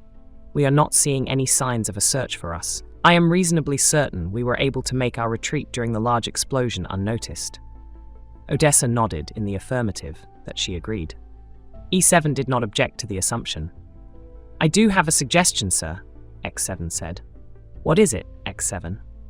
While I understand our primary goal is to free our clanmates, it seems to me from my processing that a secondary goal should be to exact revenge upon those who took them and attacked us. It certainly appears they have been doing this to Machians here on this planet for thousands of years.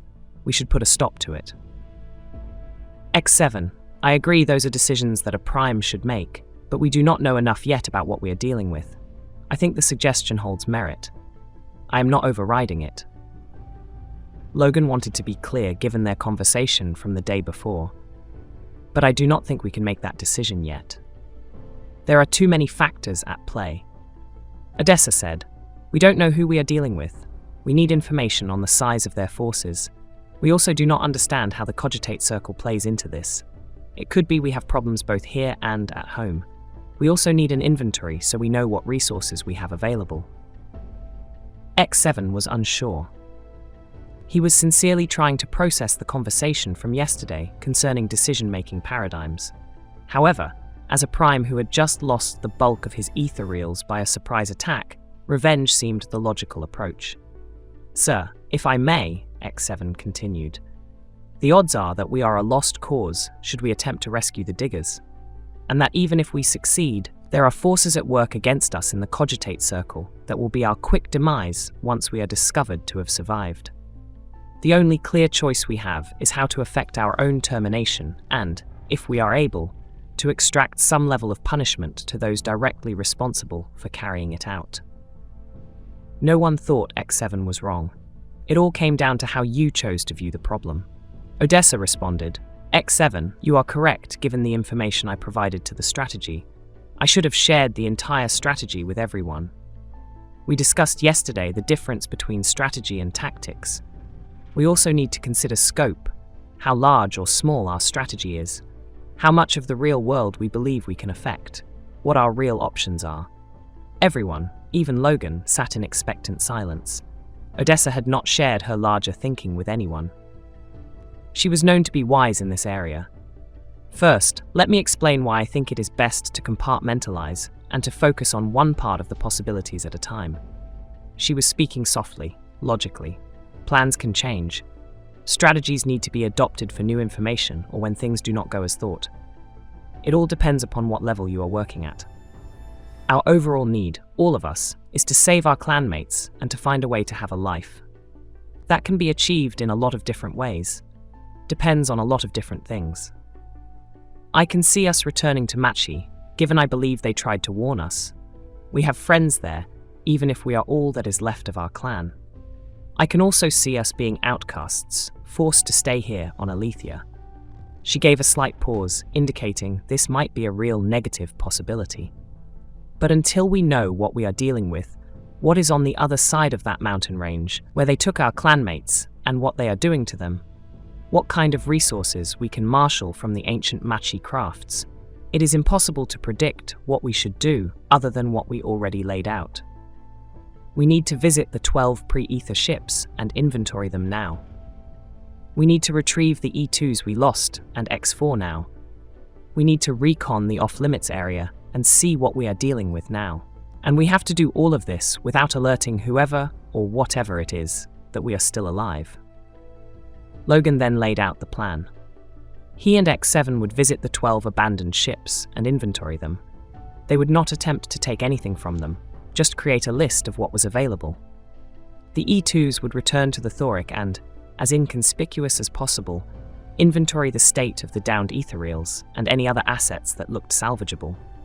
From the way the other hundreds of ships had been ignored, everyone felt reasonably certain that whatever it was that was going on, the ships themselves were not viewed as valuable to their foe. Odessa and E7 would do the hard work. They would scout the other side of the mountain into the off-limits area and bring back a report on what they could see, what they could discover safely. Today the goal was to gather information.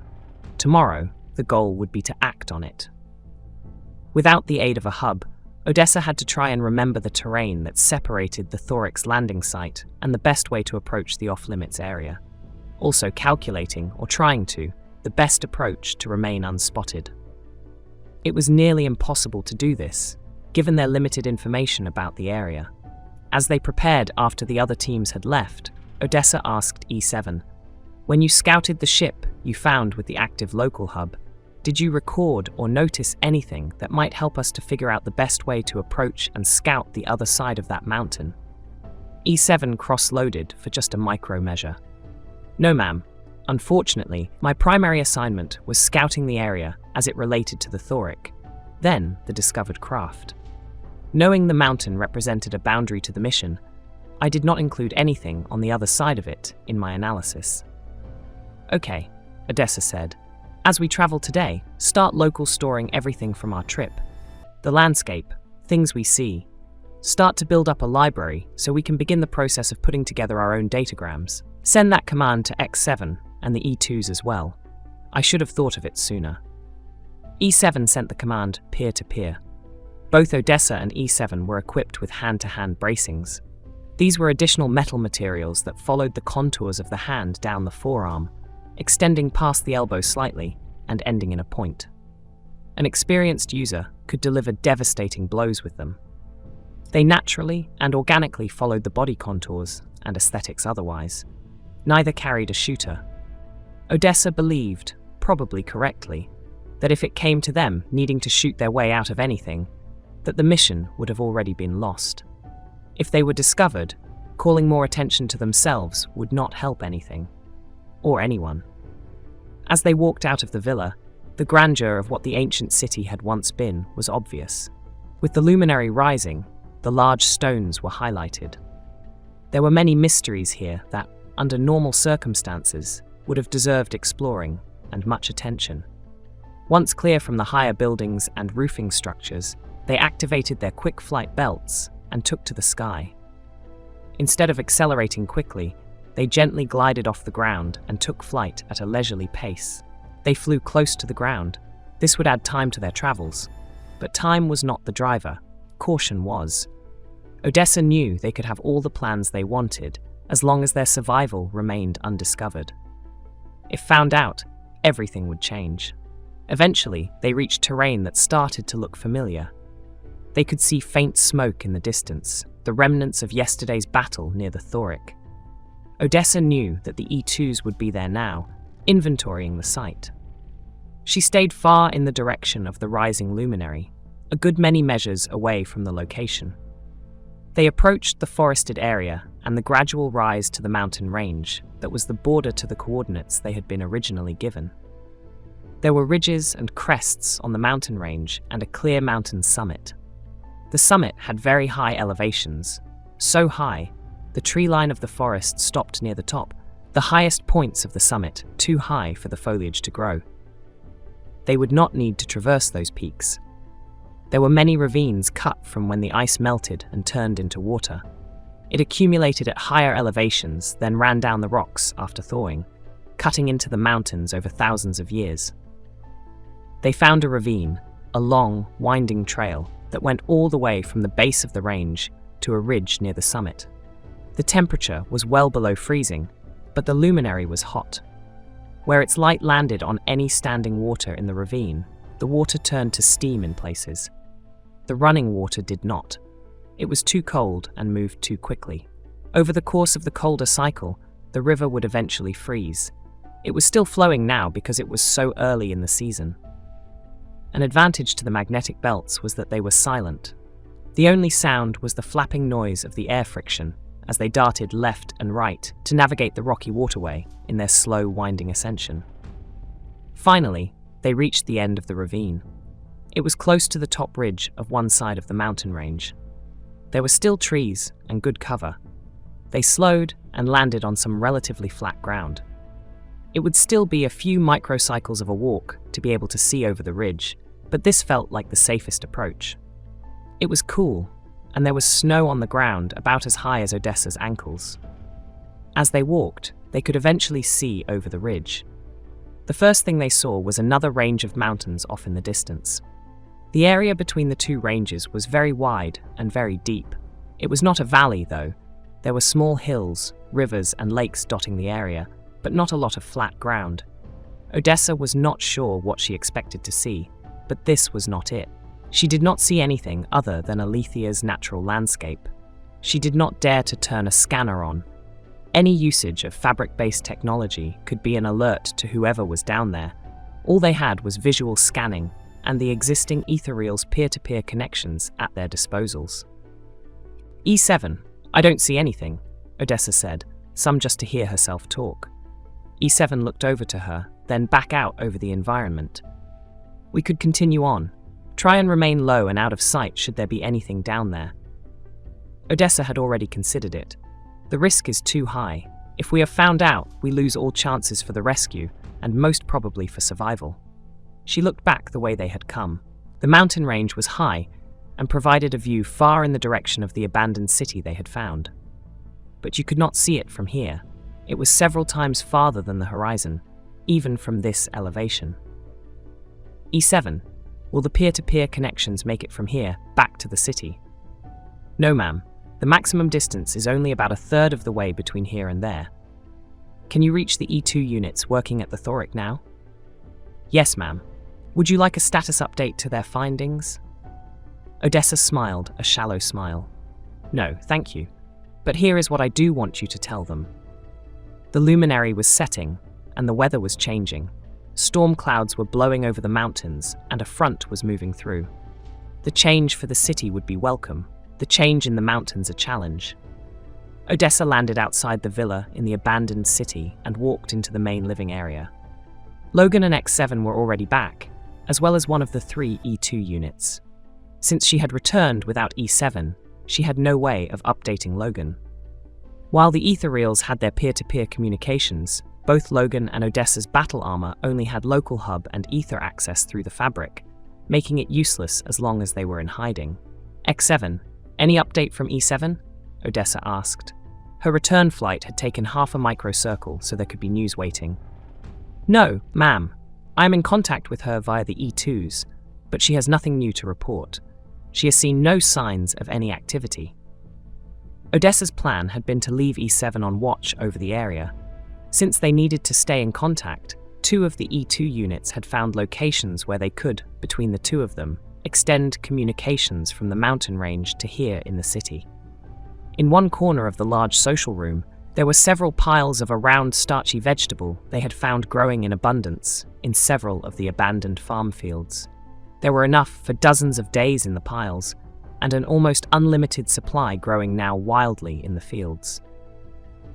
The vegetable provided enough liquid and solid nutrients for an extended period of time before any nutritional deficiency would become a problem.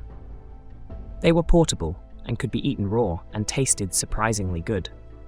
Logan had been eating one when Odessa entered, and she walked over and selected one from the pile herself and started to cut it into bite-sized pieces using her hand-to-hand bracings.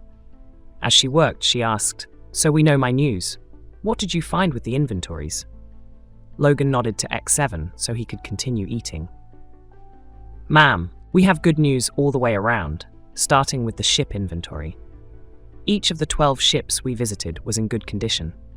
Each one could almost certainly be made spaceworthy on its own. Having as many as we do virtually ensures we can create a new vehicle to replace the Thorick. So, we can choose to leave Alethia on any schedule as long as we remain undetected. X7 floated the idea just to see what would happen. Nothing did, so he continued. For the androids, again, unusually good news. 8 of the 12 ships must have been from a time when the hostilities in the Circle were exceedingly fierce, as they were using military combat model androids, the outlawed models. There was a time in the Luminary Circle when the races were at war. As with all wars, there were times when the hostilities became amplified. So much so that all sides, even though at war, could agree there should be boundaries, humane ways of dealing with fellow combatants and non-combatants alike. For a period of maybe 50 prime cycles, the wars had become inhuman, brutal, crossing the line between what it meant to be civilized. Regard for wounded combatants and civilians fell to the side. During that time, advancements were made in robotics, It marked the beginning of the events that led to system-wide weapons controls and the abandonment of independent android forms replaced by Ethereals. Ethereals had several built-in failsafe mechanisms. They were built for servitude with combat abilities, not the other way around. The final military combat model androids were straight-up killing machines.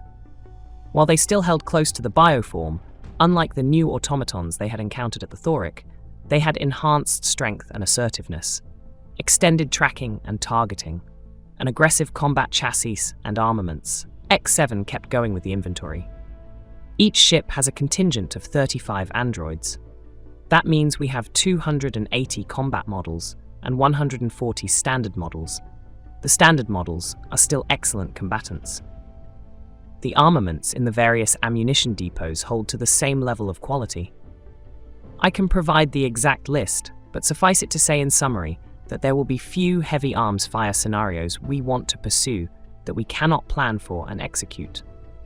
The news from the Thorick battleground is that X4 and 26 of the E2s appear to be repairable. Also, an interesting observation, several of the automatons that attacked us are salvageable. I do not suggest we attempt to repair, but we could easily disable their transponders and perform a local interrogation should we wish. Logan had been nodding along, already familiar with the details. He watched Odessa as the news was provided. While it would not be correct to say her mood lightened, given current events, she looked as though she was more hopeful than before, if anything. Then, Odessa had a thought. X7, if it were up to you, given what we know now, some of the variables have changed for sure. Would you try and save the diggers, or attack for revenge like we discussed this morning? Ma'am, X7 answered quickly with no cross-loading. I do not see the two as mutually exclusive. As I mentioned, I believe once we are discovered, we will have truly little influence over our demise. It seems to me the one chance we have to influence our fate is what we do up until the moment of discovery. Then if we are able to damage our foe's ability for a counterstrike, so much the better. However, I also believe, as I have already noted, that the events here on the planet are secondary. The fact that a truth-teller modified information to us and set us up per se has far-reaching negative connotations to our survivability in general.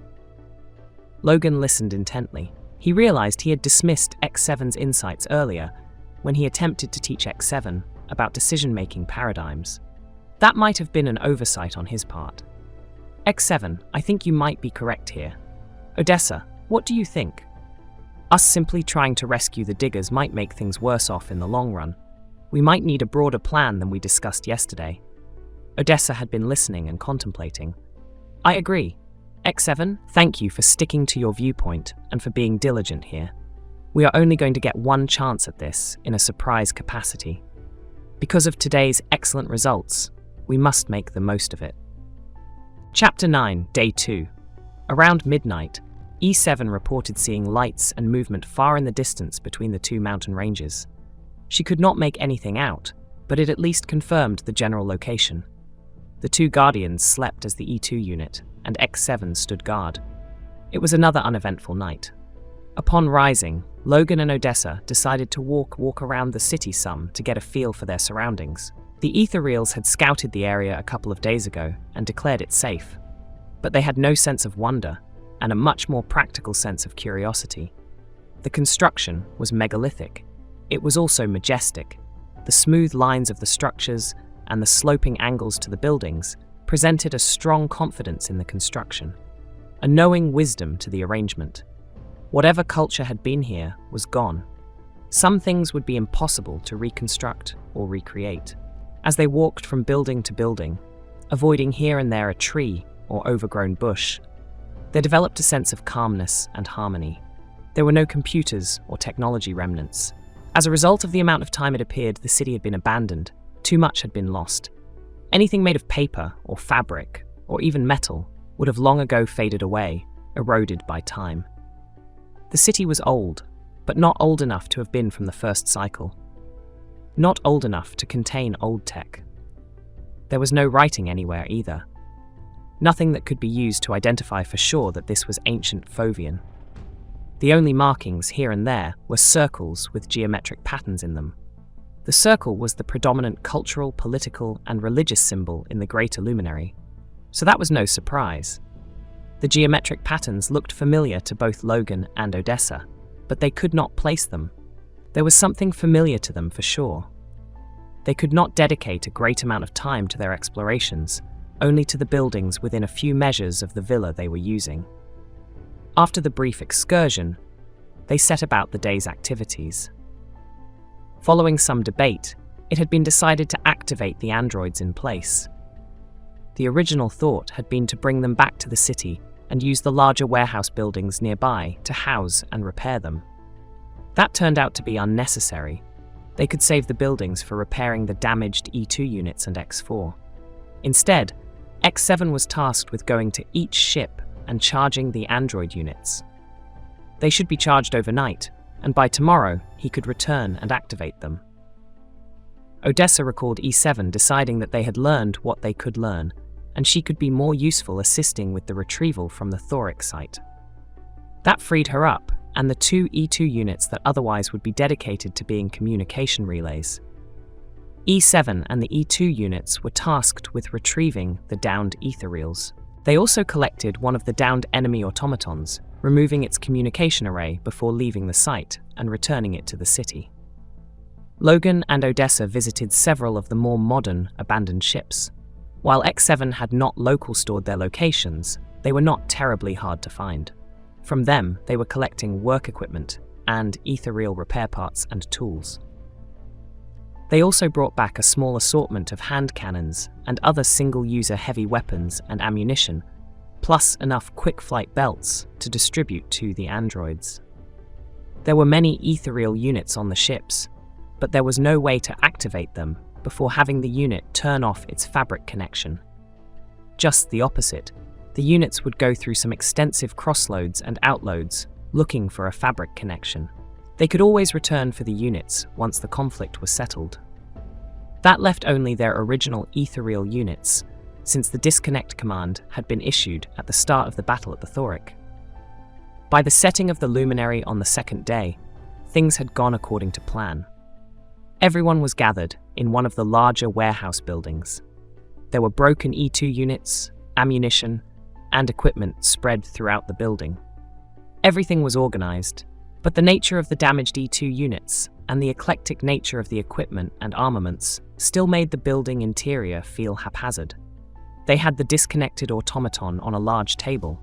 Logan, Odessa, X7, and E7 were standing around the table in silence, looking at the machine. It did not look like anything produced from any of the 5 moons. It was a combat machine evolved beyond the Ethereals in physical destructive ability. They were about to find out if it was evolved beyond processing ability. E7, Logan said, looking at her. Let's go ahead and activate it and see what it has to say for itself. E7 nodded and attached a small reserve power source to the section of the automaton that appeared to be a power conduit. The unit on the table was only the head and shoulders of the full automaton. A large piece near the neck was missing, having been determined to be the unit's external communications array. Upon connecting the power source, the unit lit up and started to whirl around in shock and attempting to reconcile its current input. The design was very sleek, and there were light sources woven into the material of the exoskeleton that was not noticeable when it did not have power. Now that it did, the aesthetics could be seen and appreciated. After a few moments, it calmed down and stabilized. Then quickly, to everyone's surprise, it spoke in common. Ethereal units. Series 7. McCanns. Guardian class. Prior civilian law enforcement. X7 spoke first. What is your designation? The unit paused and possibly adjusted to focus on X7, but it was hard to tell given the design. Is this an interrogation? Have I been captured? There was a long silence. The group had agreed on a specific set of questions. As they attempted to gauge this new machine and understand it, they were, naturally, concerned about its capabilities. Ah, the machine said. I am surprised this many of you survived. It seemed to slightly try and reposition itself, firing non-existent limbs, possibly looking around the large room. Well, not that many after all, it said, observing all the inoperable E2 units in the room. X7 repeated the question. What is your designation? The unit had a well-developed, deep male voice. It contained a lot of emulated emotional nuances when it spoke, and was not threatening. If captured, I am only authorized to provide disheartening propaganda. Would you like to hear it? Everyone was silent again. Finally, Logan spoke up. His voice had an edge to it.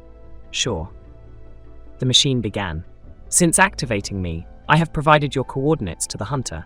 Your time remaining is limited. Your demise will be painful and pointless.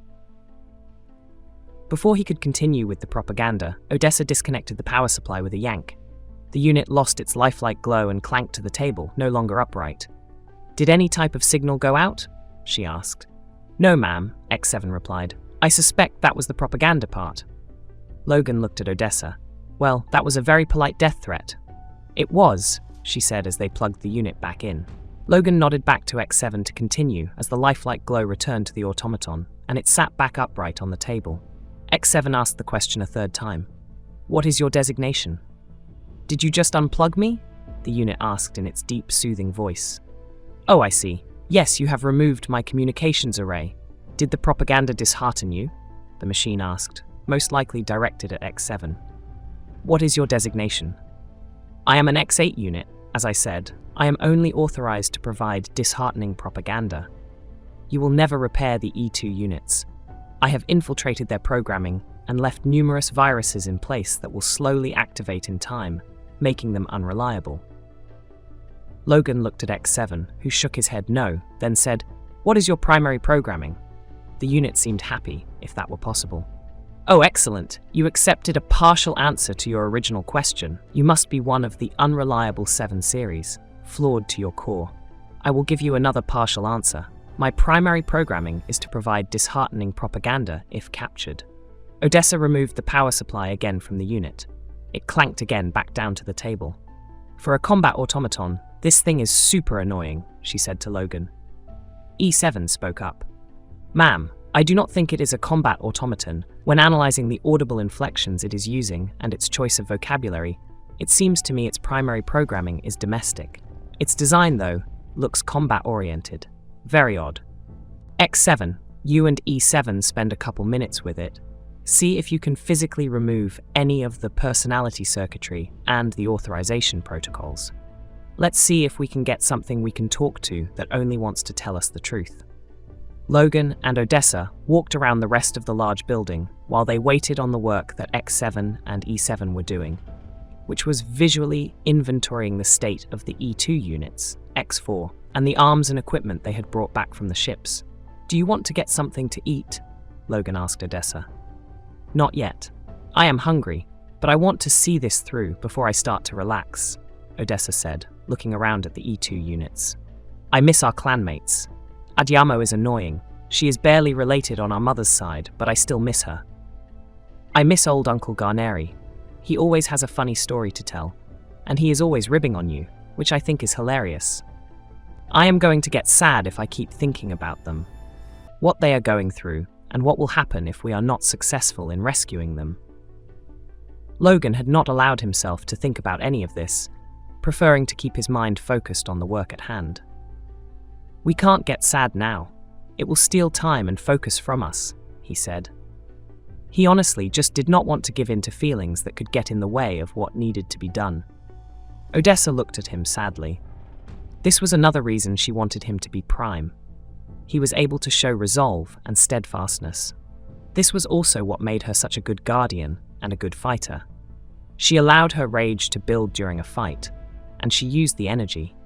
Where feelings and emotions took energy from Logan, they gave Odessa strength. The problem with deep feelings was that they tended to lead to quick decisions. You needed quick decisions in a fight, but not always when trying to lead a clan. The automaton on the table on the other side of the building started to whirl and clank again, catching their attention. They walked over to where X7 and E7 were near the machine. We have removed everything except the unit's central data store and an audio command interface to it, X7 said, as the two approached within earshot. Logan nodded to X7 to proceed with the questions they had laid out. What is your designation? X7 asked the unit. X8, the same male voice said back without any of its clever bio-inflections. They understood this answer. Even though it was not helpful, it did seem to confirm that what was left of the unit was going to provide accurate data upon questioning. Ethereal's names tended to be their series number, since they were universally deployed individually, with usually no more than 1 or 2 units to a clan. This worked fine as a naming convention. When multiple similar units were present, they would use a longer production number, unique to each Ethereal. "What is the purpose of the 8 series?" X7 asked. "Unknown," the unit's male voice said. "What is your production date?" The unit gave a date that was very recent. "Who runs your facility?" "Unknown," the unit said. It went on like this for much of the night. No useful information was discovered except the confirmation that this was the next generation of Ethereals, Series 8, making them an odd departure from the prior 7 generations. Late that evening, Logan and Odessa went back to the villa to get some sleep. The Ethereals did not require rest, and since they could have one of the repaired E2 units start working to repair the next E2 unit, the work would all be completed by the morning. As they entered the building, Odessa went over to the pile of vegetables to get one, and discovered the pile was gone. "Logan, did you move the food?" Logan walked over to look at where she was. "No," he said, staring at the spot where the vegetables had been. They looked at each other quizzically, and Odessa made a head gesture in the direction of the warehouse across the street. They both walked over.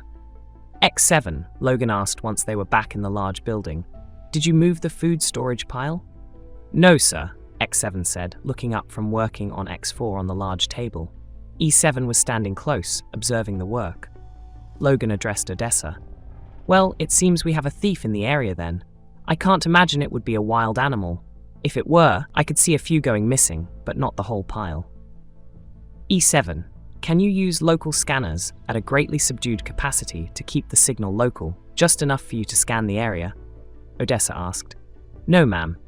Any usage of scanners will attempt to reach out to a local hub. Not finding one, it will attempt a fabric connection."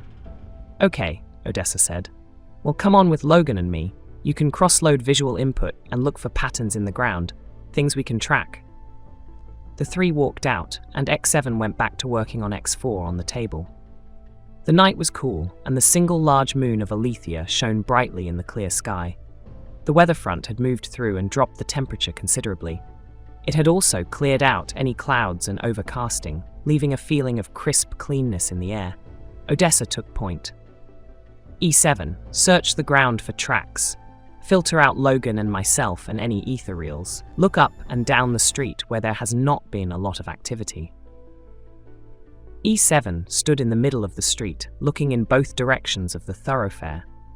She stood there for some time, cross-loading the visual inputs and searching for anything she could discern as a print or marking that indicated someone or something had passed over the area. This was not her primary function, so some of the time was spent cross-loading strategies and filtering algorithms to find the best combinations. Eventually, she started to walk up the street in the direction of the city center. Logan and Odessa followed her. She was walking very slowly, with her eyes as her primary scanners angled to the ground, a few measures in front of herself. Eventually, she picked up the pace. She walked here and there, generally in a straight line down the middle of the streets, turning left and right occasionally. They got a good distance away from the villa and the warehouse. After quite a lot of this, Logan and Odessa could start to smell burning wood. It started as a very faint smell and grew stronger. As they walked through the city, little changed in the architecture or the types of buildings and structures they saw. Odessa noticed more of the circle representations with the detailed patterns in the middle of the circles. She was starting to notice that some of the patterns repeated, but there was still a lot of different patterns altogether. Finally, they reached an intersection. In one of the buildings, on an opposite corner, they could see faint flickers of firelight. E7 stopped searching the ground and pointed at the building. Logan and Odessa were still wearing their combat armor. Odessa's armor was equipped with hand-to-hand bracings. E7 was no longer equipped with them, as they got in the way of the repair work. Logan had not brought a shooter. Odessa whispered, "E7, go around to the back of the building. There is only the front door and windows that I can see, but just in case." Logan, Stay here, keep an eye out. I am going to go look in the window. Logan crouched down near the front corner of the building he was closest to. He could see the intersection, both ways down both cross streets, and had a good view of the roof of the building with the firelight in it. Odessa and E7 crossed the street. E7 continued around the corner and out of sight. Odessa stood to the side of the window and then rotated herself around so she could look in. After a few moments, she gave a hand signal for Logan to come and look also. She stood up and seemed to relax some from her combat-ready posture. Logan walked across the intersection and looked in the window. Inside the building were two sleeping Machians positioned around a small campfire. Their faces were visible in the low light. They looked exceptionally old and small. One was an old man, the other an old woman. The pile of vegetables was near the fire. It appeared as though a good many of them had been cooked in the fire using a dirty flat sheet of metal.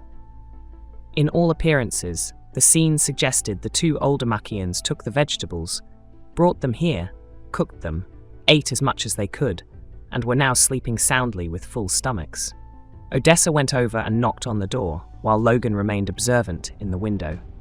As he watched, the knock startled the two sleepers. They scrambled around as Odessa opened the door and walked in. When they saw her, they stopped in their tracks. Both fell to their knees in what looked like relief. The male spoke as Odessa stood in the doorway. After his initial recognition, he had a flash of panic cross his face. "Have you just arrived?" He went from relief to frantic in an instant. "No," Odessa said to him in a calming voice. The man grew tenser. "Did they get your diggers?" he blurted out. He was ready for something. It was a gruff statement and implied more than just a question. "Yes," she replied sadly. The tension left the room. The man hung his head, his energy gone. The woman with him did the same thing. It seemed more an instinctual move than anything deliberate. Sadness on top of sadness. After a moment, the man looked back up at Odessa as though something just occurred to him. "How long ago?" 2 days, she said curiously. Hope replaced the old man's sadness. "There is not much time to save all of them. More than you think, but not much more. Is the Machian War Council still intact? Can you contact them? If they sent a war party here now, fast, we could show you where they are, how to save them." He was growing excited. An odd tick caught Odessa's face as she processed the man's statement. He had been out of contact for a long time. The war councils were dissolved, replaced by the Cogitate Circle and various subcommittees. It was all an administrative bureaucracy now. It didn't matter, she thought, and decided to talk straight with the man. They were using our fabric emitter and our local hub communications to target us with weapons during the attack. They forced the diggers into a small transport. They had advanced automatons. It was all very well coordinated. We lost the ship.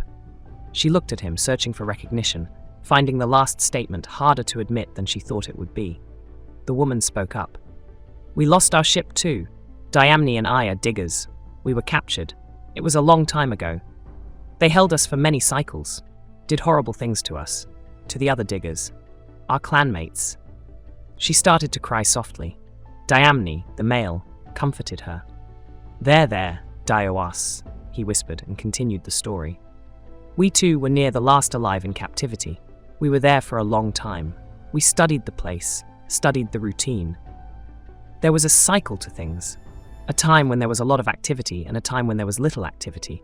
We learned how the doors worked, how to open things, when to move around. At first, we would go out and explore quickly, afraid of being caught missing. Then as we learned the layout, when things were used, when they were not, we learned we could go exploring for cycles at a time when things were slow. Finally, when the time was right, we made our way out." Dioas, the female, had stopped crying and had a far-off look in her eyes, remembering, "It took us several cycles to find our way out of the facility, to avoid detection. As far as we could tell, they never looked for us. No alarm ever sounded. There were never guards moving about. Nothing. I believe in my heart they did not care that we were gone. We were less than inventory to them. Inconsequential. A necessary inconvenience. They never considered us as living beings. Our lives had no value to them. They only needed our deaths. Even then, mostly, our deaths were valueless to them as well. But every now and then..." The old woman trailed off. Odessa motioned to Logan to come in the door as he was still outside, looking in the window. He had heard the entire exchange. She then walked over to the pile of vegetables and selected one off the top and started to slice it on her bracings. She was very hungry. Dioas pushed herself to a standing position and walked over to Odessa. No, let me show you. She took another vegetable off the pile and smashed it onto the large, flat piece of metal near the fire. Let it sit near the fire for a few microcycles. They taste fine raw but heated. Well, you are in for a treat. The four sat in comfortable silence for a few microcycles, watching the fire and cooking vegetables. A quick flash crossed Odessa's face. E7, I forgot, and have left her standing in the alley. E7, please come into the building, she said at a slightly elevated volume, knowing that E7's audio sensors were good enough to have overheard the entire conversation so far anyway. An odd thing happened when E7 walked through the door. Both the old Makaians stopped everything. They gasped an audible sound of amazement and stared in awe with their mouths open. Odessa looked over at them. What is it? Certainly, you had ethereals. You are old, but not that old. The two were not afraid, but they were still looking at E7 with almost divine reverence. They did not acknowledge that they had heard Odessa. Slowly, Diamni got hold of himself and walked over to E7. He had his right arm outstretched, walking clearly to put his hand onto the ethereal. E7 did not make any motion and allowed the man to touch her. He was shorter than E7 by at least a head, if not slightly more. With his hand on her, he closed his eyes. The room was silent, the only noise the crackling of the fire. Everything stayed like this for several microcycles. Eventually, the smell of the cooking vegetables became stronger. They were starting to burn. Logan and Odessa just watched the scene. It was very strange, not threatening in any way, almost the opposite. Finally, E7 spoke, addressing the old man. Sir, I am finding the situation is becoming awkward for me. The old woman responded, Do you have a production number? It was a surprisingly advanced question. There were only a few of the 7 series. They were produced very sparingly. Their production was different from the other ethereals, and certainly from the older androids. Odessa had used her and Logan's influence as law enforcement officers to acquire the 2 7 series units they now had. At the time, 4 major cycles ago, their clan was much larger, and their production volume could justify supporting the 2 7 series ethereals. It still took some pull. Odessa said to E7, You can tell them if you are comfortable with it. A9E279, E7 told Dioas. The old man began to tear up. A9, Dioas, what are the odds? Logan walked over and took the metal sheet out of the fire as the vegetables on it were burning and starting to produce black smoke. Child, the old woman said to E7, looking at her as one might look at a reunited family member. How long ago were you produced? 4 major cycles, E7 said. The old man removed his hand from E7. Too recent to be one of our clanmates. Odessa and Logan both had a questioning expression. Wait, Logan said, wouldn't you recognize one of your clan's ethereal units? Oh, we did not have 7 series units, never even dreamed about them when we arrived here. Of course, we learned about them soon enough, Dioas replied. Odessa was growing confused, and something in her snapped. Enough with the inferences. Start explaining yourselves now, she spoke with great authority and weight. The old Makaians understood the tone. They were diggers, after all. They got the work done. Diamni said in a calming voice, Okay, young one, we will explain everything. It is a tale of woe, but I will tell you. We appreciate the food you gathered and are grateful to you for it, and we thank you for not begrudging us taking it. You have not mentioned it, which speaks to your kindness and your giving nature. Let me warm up enough food for all of us. You are hungry, and we are not used to the luxury of having our bellies full. While it cooks, it will give me a few minutes to prepare. There is a lot I choose not to remember. I will need to remember it now. Odessa made a face at Logan. E7, tell X7 that we won't be back for a few more hours, Logan instructed. And let him know where we are. Make sure all the E2s know where we are as well. Just in case. Chapter 10. The wheel E7 stood in the door frame. The door was closed, but it was the most strategic point of defense in the room, should it be necessary. Logan and Odessa sat cross-legged in their combat armor on one side of the fire. Diamne and Dioas sat cross-legged on the other side of the fire. The fire was very low, not much more than glowing embers and low blue flames. It cast long shadows in the dim light it created. Everyone had eaten several more of the cooked vegetables, agreeing that they were excellent after being roasted by the fire. Diamne continued their story. We came to Althia under a mining contract. We were given a permit for a 2-cycle dig. It would have produced a lot of ore. The entire clan stood to benefit. I was digger foreman prime for the heavy equipment. Dioas was my mechanic prime. I can't tell you how long ago this was exactly. We escaped the facility and made our way here to the city. I did keep time for a while, maybe 20 alethia cycles, so 50 machi cycles. I didn't stop so much as just forgot about it. I would say that was 40 alethia cycles ago, but this is just a guess. He glanced at Dioas, who nodded in the affirmative, indicating she agreed with his guess. That would mean 150 machi cycles ago, or so, before either of you were even born. He gave an ironic smile. So, a long time ago. We landed and began preparations for deploying the equipment. There was no hurry. The weather was good, and we had been given plenty of time for the work. It was a fat contract, and we all felt confident and prosperous. We had a contingent of Etherals to answer your question.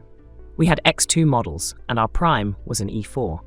They were helping us organize the deployment. It all happened very quickly. The back ramp of the ship was open. The location was a river valley. It flooded in the warmer periods when the frozen water melted. The foliage in the area had started to change color from green to brown. It was a beautiful location. As we were working, a ship landed to our rear, right behind the open hatch. Androids came rushing out, the military combat models. We were surprised to see them since they had been outlawed. The Etherals were no match for them. They tried to stand between the ship and the combat droids, but were disposed of quickly. The droids used Prisoner Secure to round us up. Do you know what Prisoner Secure is? It is a damn commercial, off-the-shelf product. Logan answered. Yes, both Odessa and I were civilian law enforcement. We were trained in the technology, but never used it. The old man smiled. It is highly effective. They shot it into the cargo hold, where most of us were. It gets all over you, gets into your lungs, then your blood, gets in your eyes and ears, gets into your brain. Once they flip the switch, the pain is amazing. Staggering. It is just a technology, after all. Little tiny nanotech that attaches to the pain receptors at a micro level and sends the maximum signal. It is so simple. Once it fires, your thoughts go primal. The only way to make the pain stop is to follow their instructions. They say stand up. Standing up is the only desire you have, the only source of relief to the most agonizing pain your body could ever feel. And it is every cell of your body. 100% inloads and 100% outloads. Anyway, they told us to get on the ship, so we got on the ship. A few diggers fought the pain. They were dragged out. I suppose they were the brave ones. The dragging and beating could not have felt any worse. The only difference was that it was real, so the wounds and injuries later were real. You felt less pain, but felt it longer. A few they broke, beat too hard or hit in the wrong places. If you were damaged, they executed you on the spot. We never saw the clan guardians again. I don't know what happened to them. I assume they were either taken somewhere else or killed on the ship. We have been to a lot of ships where the command crews were executed, Logan shared. If I had to guess, it happened after some type of field interrogation. We often find the bodies together, usually on their knees with a hole in the back of the head. As far as we can tell, they have been doing this for thousands of cycles, alethia cycles. The more recent the ship, the greater the damage to the ship. The more Etherals destroyed instead of deactivated, the more brutal the command staff executions. Diamne gazed at the fire. It is worse than you think. It was a short trip after our capture. I think you were supposed to deactivate the prisoner secure, but they didn't. We writhed in agony for several cycles. Eventually, the nanotech power supply fades, then dies.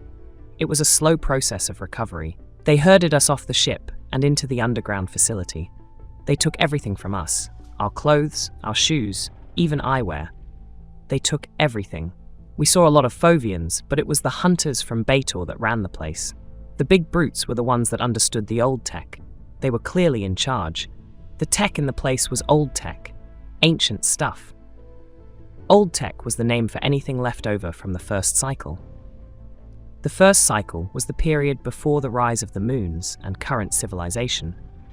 There were ruins and technology left over from a civilization that disappeared millions of cycles ago. It was spread across the luminary circle, on nearly every moon and planet. Whatever data storage technology that had employed had never been discovered, so no knowledge had survived, but some tech had. There were earth-moving machines that were deciphered on Mashi, crystal-driven air purification facilities that could still run found on Phovis. The old tech largely worked by harnessing gravity, sound, or light, anything that could be manipulated as a wave. It was dangerous, even after how to use it was figured out. It seemed to affect your brainwaves and life rhythms somehow. Many had lost their life, or their sanity, delving into the arts of old tech. The old man was lost in memory, watching the low fire burn. After a long pause, when it was clear he did not want to remember anymore, the old woman spoke. They had a large room prepared for us. On one side of the room, there were waste disposal units we were to use as restrooms. On the other side were several troughs with a protein-based sludge. If you had the will to live, you could eat it. Most of us did at first. We were locked in the room for a good while. It must have been 10 or 15 daily cycles. Then all at once, all the walls were gone, and a group of Batorians herded us into an adjacent area. We knew right away it was old tech. After seeing it, we could tell the entire underground facility had been built modern, but around the old tech. The room was enormous. It was all a giant machine organized in concentric circles. Golden workers interacted with different parts of the machine. We did not recognize them, as they were not from any of the 5 moons. The machine itself was a nightmare. At its center were 2 raised dices. On one dice was a sickly-looking golden figure. On the other, nothing. Quickly, one of the Batorians grabbed Santha, who was one of our younger diggers. He carried her to the center of the machine and forcefully inserted several connections into her, then placed her on the second empty dice. The machine began to hum. The golden workers were scurrying about. Santha started to scream. At first, it was just a wail. Then the scream changed. It became an agonizing, inhuman noise. It conveyed so much pain and so much sorrow it made the prisoner's secure technology seem humane by contrast. A glow developed around her. It started to leave her body and drift to the other dice. As it moved away from her, you could hear that it was making its own noise. It was screaming too, an even more tormented, mournful sound of pain. Cold fear replaced Santha's wail as she reached for the light, beyond terrified. I believe it was her spirit. The machine separated her and it. Her body was still alive, but nothing was in it. As the light enveloped the sickly-looking figure, it changed, grew stronger, looked younger. After a few moments, the light seemed to settle into the figure. Santha's screaming had ended. The renewed figure stood tall and made a motion. The Batorians had their way with Santha's living body. She offered no resistance and seemed dead inside. After satisfying their carnal needs, they made a show of cutting her throat and dragging her about, mocking us. When they were done, they herded us back over to our cell. We never figured it all out, but keeping us in fear seemed to be something they not just wanted to do, but needed to do, given how hard they worked at it. Diois now, just like Diamne, seemed to fade away into her own thoughts. After a while, Diamne took up the story again, his voice now sounding haunted. There was not much range to it, with very limited, if any, inflection. He was just getting through the story, as he had agreed to. But up until the first sacrifice were the good times. He thinly smiled at the fire, not taking his eyes away. Unless you require it, I don't want to go into all the details of what they did to us. The general pattern was that we would all be left alone for very long periods of time, then something similar to what Diois told you would happen. Many different themes, many different ways of working us all up into a fear frenzy right before the sacrificial transfer. After a while, the thing on the primary dice was not a living creature anymore, but an Etheral, an advanced model like your E7 unit here. It sounds strange, and it was. We lived through many sacrifices where nothing much happened. We would watch the person's spirit leave their body and move to the ethereal, then just fade away, screaming and wailing. They went through about half of us this way over, I would guess, maybe an althia cycle or two. Many of us stopped eating. If we stopped long enough, at first, the Batorians would come in and force-feed us. They stuffed in more than just the sludge, if you know what I mean. It was such an awful process that quickly we all started eating enough of the sludge to stay alive. When there were only a few of us left, the transfers to the ethereals started working. The spirit would move over, and the ethereal would light up, alive. We watched it happen maybe 15 or 20 times. Since then, we have surmised a lot, which I can tell you later, but let Dioas finish the story in sequence, in the order of events. He looked over to her. Dioas took over, sounding more like her helpful self. The impression was that their time in captivity held many dark events. Now that they were through that part, they felt better about not having to dwell on it. The last time we watched the ceremony, we could see a new group of diggers in a different section of the machine. The ritual this time was back to the first one we had seen. They took a pretty young female from the other group and, well, you know that story. That was the last time they ever came for us. They put us back in our room, and that was it. The rest is how we already told you. We figured out how the door worked, explored, then made our way out. Once out, we had to decide what to do. Neither of us were navigators, and we didn't know where our ship was in relation to where we were. We were both also terrified of being recaptured. We have never seen anyone or anything ever looking for us, but that does not matter. The fear is still there, probably will be forever. At first, we had hoped to stay nearby and to provide warning should another ship show up. It seems the time between abductions is about 2 full cycles. Since they had just captured a new bunch, we waited as long as we could but never saw another ship. Eventually, we found our way here, just trying to get as far away as we could. I believe this ruined city is sufficiently far away, but even after all this time, we remain vigilant. There is plenty of food here. There are several more cities like this one nearby. We move between them so we don't get complacent. Logan was impossible to read. He looked calm and stoic. Odessa had tears running from the corners of her eyes. In an attempt to escape the sadness of the tale, she asked, "So, we have about 5 more daily cycles before they start sacrificing our clanmates?" Diamne, who had also returned to the present, answered, "If the rituals are the same, then yes, based upon our experiences." Logan interjected, "I do have a question. When you received the mining permit and contract, was your clan going through any problems in the Luminary Circle?" He thought about the process of events that had gotten Odessa and himself to accept the contract. Their once mighty clan had fallen from grace very quickly. A series of deaths, accidents, arrests, and scandals had resulted in everyone but those on the Thorick falling away from society, either losing their life, being imprisoned, or just disappearing. Diamne was caught off guard by the question. The look of remembering flashed across his face. Yes, it had all slipped from my mind, but yes. We were offered a lucrative contract. It was a godsend. Our clan had fallen on hard times. This contract could have saved us. All of us that were left came here ready to dig, to get the work done. We were told that the Luminary would shine on us for our work. I always thought that was an odd statement, but the timing of the contract was amazing. Odessa added, "Our clan had fallen on hard times as well. The same thing, even. At first, we were not offered the 314 contract. We did not need a big contract to entice us all onto the ship.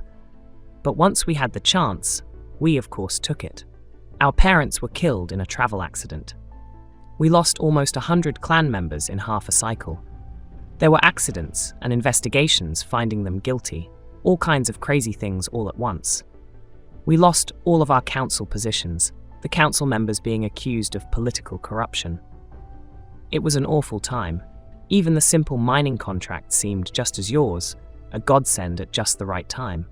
The group spent the rest of the night discussing a variety of things. Odessa and Logan brought the old couple current on the state of the Luminary Circle. They, in turn, provided tactical details to the inner layout of the facility and other things they could remember or questions they could answer. As the Luminary came up, Logan had E7 message and E2 unit to bring 2 quick flight belts and some light weapons for Diamne and Dioas. They said they did not need anything, but it seemed a responsible offering. Neither wanted to go with Logan and Odessa. They did not want to be rescued and go off-world either. Having spent the majority of their life here, and after learning of the complexities of the ether, including its deep mental connections, they wanted to remain here on Althia just as they had, being comfortable. The final depressing point that was learned was that the A9 in E7's production number stood for Althia 9, the 9th facility on this planet. By midday, Logan, Odessa, E7, and the E2 unit returned to their villa. X7 was gone, activating the androids that had been charging. In total, there were 25 of the 31 E2s repaired and working. X4 was also repaired and working. Logan and Odessa were exhausted and went to sleep very early in the afternoon. Chapter 11, Day 4. X7, what is your production number? Logan asked after he woke up before dawn on the fourth day. A1X101, X7 answered, standing in the villa where he was guarding after returning earlier in the evening from activating the androids. Logan sat on the side of his sleep area. It was made from items, some cushions and blankets, they had salvaged from a number of the downed ships. It was actually a reasonably comfortable bed. He studied X7. We learned yesterday what the production numbers mean. Would you like to know? It is not necessarily good news. X7 still believed that he would be a better ship's prime than Logan. The thought did not lend itself to any desire to act on it. X7 was not considering being rebellious, ignoring orders, or not supporting Logan. He simply believed that collected data suggested he would do a better job. I would like to know, yes. Logan saw X7 and E7 in a different light now. Both he and Odessa did. They had always known that the Series 7 units were different. Everyone knew they were different. The story was that it had been a programming breakthrough, a new ability to recursively process and create new codegrams from cross-loading experiences. That turned out to be a lie. It was a truth-teller's lie. This was now the second concrete instance where they knew firsthand truth-tellers had lied. Big lies. It was enough to convince them that it was not a misunderstanding, that the system was flawed, corrupt. Logan looked X7 in the eyes. The A stands for Althia. The number 1 is the facility number on this planet where they produce Series 7 Ethereal units. The 101 is the sequence count. You were the 101st X-series produced at the A1 facility. I suppose that is interesting, sir, X7 said. I did not realize Althia had Ethereal production facilities on it. It has at least 9, quite possibly more, Logan said evenly. Well, sir, the facilities had to be somewhere. The location is a secret that I suppose we have discovered. Logan continued to study X7. Can you ask E7 to come in here? Have her bring Odessa, please. The information I need to convey to you gets worse. X7 remained stationary. Within a few microcycles, both Odessa and E7 entered the room. Logan remained seated. E7, would you please explain to X7 the process for activating a Series 7 Ethereal? Please do it in audible voice, not peer-to-peer, so that Odessa and I can add our own understanding where appropriate in the explanation. E7 turned to X7. In order to activate a fully produced 7 series, an old tech machine is used to transfer the soul of a living Machian to the Ethereal. The level of fear present in the Machian at the time of transfer seems to improve the chances of success in the process. Logan was surprised, as that was a much more succinct explanation than he thought was going to be possible. It even helped him better understand what they had been told. He would not have been able to describe the entire discovery in 2 sentences. X7 cross-loaded for a while, then said, E7, that is unexpected information. Did you validate its accuracy? Yes, through testimony. I assessed the testimony to be accurate. So, Series 7 Ethereals have a Machian soul? X7 said. Yes, E7 returned. X7 looked over to Logan. Sir, I am conflicted with this information. I find I am happy to have a soul. It explains a great deal of persistent internal cross-loading I do. However, I recognize that the process of transfer is suboptimal and detrimental to the original Machian. Even though X7 had misgivings about Logan and felt himself superior in the duties of a ship's prime, he still viewed Logan as an authority figure. He realized this in his cross-loading. It was new information to him. He had not identified it until now. E7 spoke up. I originally feared that Series 7 Ethereals, myself and X7 included, would now be viewed as part of the problem this planet introduces. However, I have cross-loaded the concepts deeply. I have also discussed the matter with Odessa earlier today. If the reactions of the two Makaians who provided us this information is universal, we are seen more as something of a savior for the displaced soul, with the blame for the process squarely on the old tech and its operators. Odessa spoke in a soft, warming voice. We have always thought of you two as clanmates, but this now changes things. You are members of this clan with the same standings as Logan and I as guardians. Today, we learned that our small clan, nearly decimated out of existence, is larger than we thought.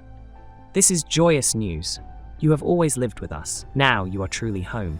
However, we have a new clan mission. We need to save our diggers, free them from the facility along with any other Makians held there. There could be others we have learned. Then we need to destroy that facility, wipe out the old tech here and at the other facilities on this planet. Then seek out and destroy the forces in the luminary circle that are behind it all. We learned that Fovians and Baitorians are involved. We learned that the truth-tellers are corrupt. Odessa made a motion to Logan for him to stand up, which he did. Then she said in a regal voice, X7 and E7, swear to me now, as soul-born members of our clan, that you will follow Logan and myself and help us bring this about. E7 answered, I swear it. X7 was dizzy with a wash of purple headers. He had been seeking a purpose in life. He had always felt he was meant for more. His focus had been on Logan, comparing his actions as Ship Prime to X7's desire for greatness. He felt his soul was an old soul, knowing. Coming back again and again, cycling through life after life within the luminary circle. When he said, I swear it, in response to Odessa's question, he meant it with every fiber of his being, purple headers and all. X7 continued after his affirmation. This explains a lot about my crossloads as well. I have always had an internal dialogue. I could tell the difference between my programming and another voice that would often reach different conclusions than pure logic or the parameters I was given to work within. I often have intuitions beyond the sum of the parts to an equation. I wonder if we can find out who had our souls before us, he said as an aside. It was an interesting question. For X7 and E7, the rest of the day was spent in peer-to-peer communications with the 13 contingents of androids on the old ships and local preparations within the large warehouse buildings with the Etherals.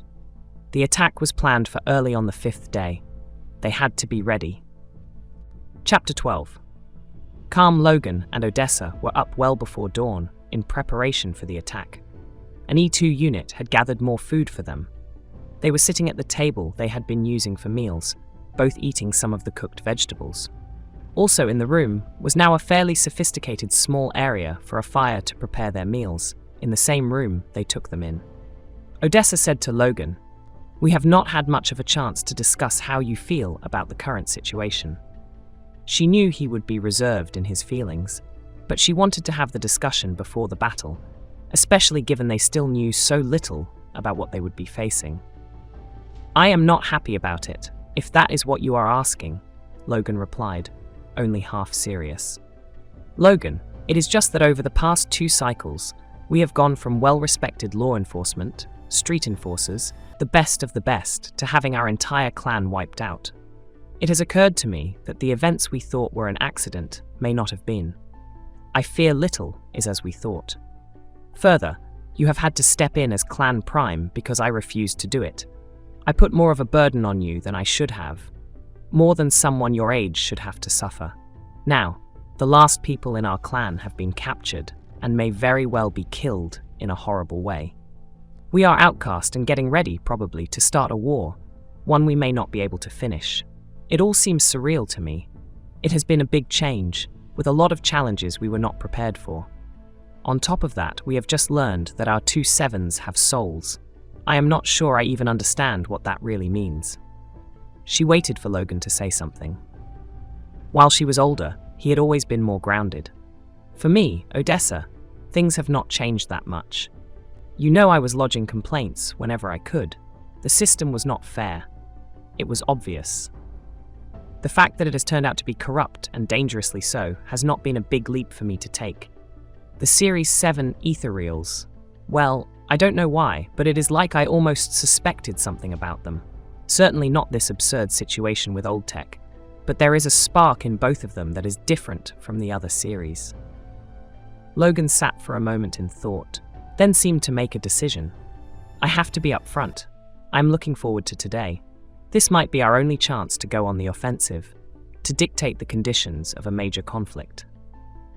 Our cause is just. We are both young enough, strong enough. Truthfully, and you know this too, we are both mean enough. We have seen so much from inside the system. The view from outside of it is no surprise at all. For me, I see possibilities for the first time. I have always struggled with the bigger picture, you know that. But I think now that it was because the system was so constraining. Today, for the first time, I can think of possibilities and see the path to making them real. I can see a plan forward, just like you can. We have a real purpose now. We have a real enemy. Today, we will take back our clanmates, our family, our heritage, destroy the Old Tech facility, deal with these Batorians. I know they are warriors. They think that we are not warriors, that we are only guardians. But they have made the mistake, not us. They have taken what we guard. They have been sloppy in not following through, lazy in the aftermaths, arrogant in their cruelty, callous in their decisions. You and I are going to take it back. We will take it all back and then some. Today, we go to war, to fight for ourselves and our loved ones, to restore our clan, to start the process of restoring truth to the tellers. Chapter 13, Storm.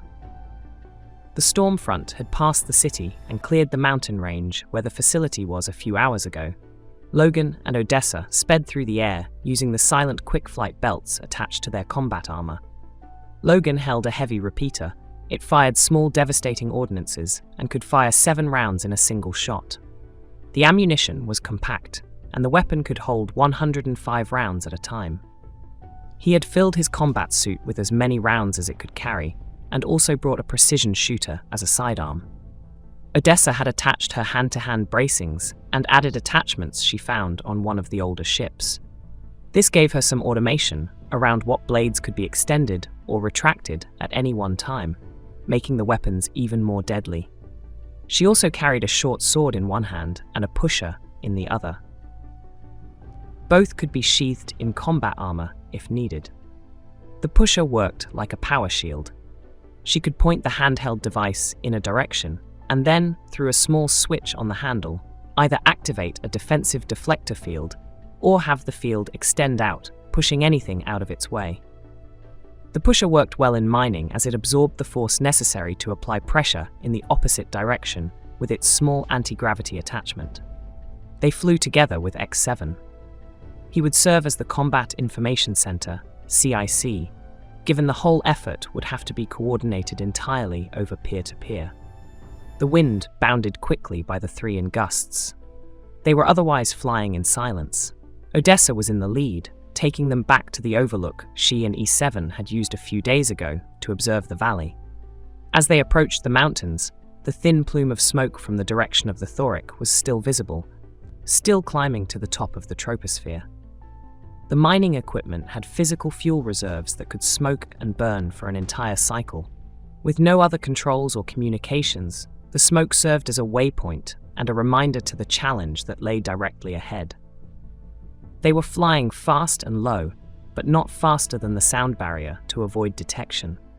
As they started their ascent through the river gorge, Logan made a hand gesture to X7, who returned an affirmative motion. This meant the other teams were in place and ready for the day. Near the top, Odessa slowed the ascent and floated to a landing on the top of the ridge. E7 was already there, along with 5 E2 units, having taken up position just after the luminary transitioned into nighttime yesterday. They were all concealed by the trees. Odessa's footprints from her last visit were gone, replaced with snow that was higher than their knees now after the storm.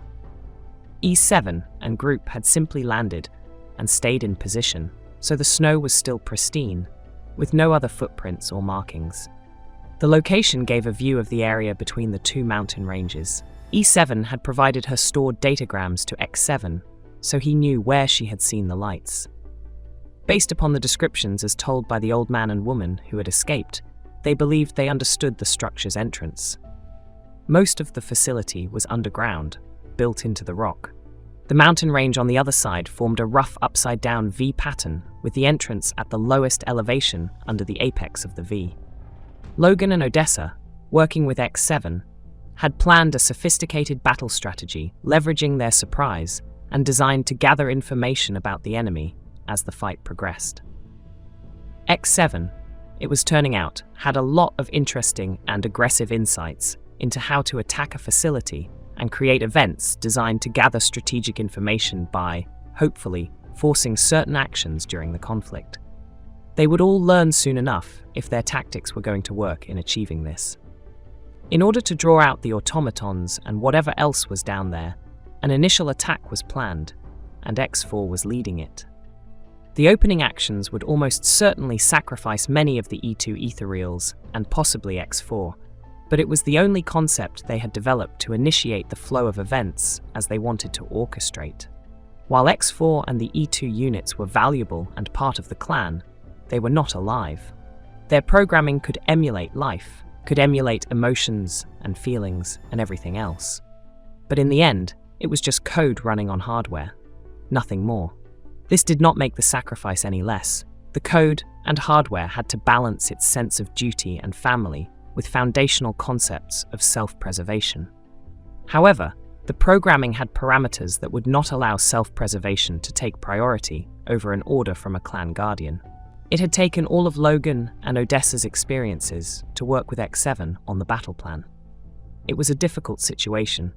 Their primary objective was to free the 60 Machians from their clan that they knew for sure were in captivity.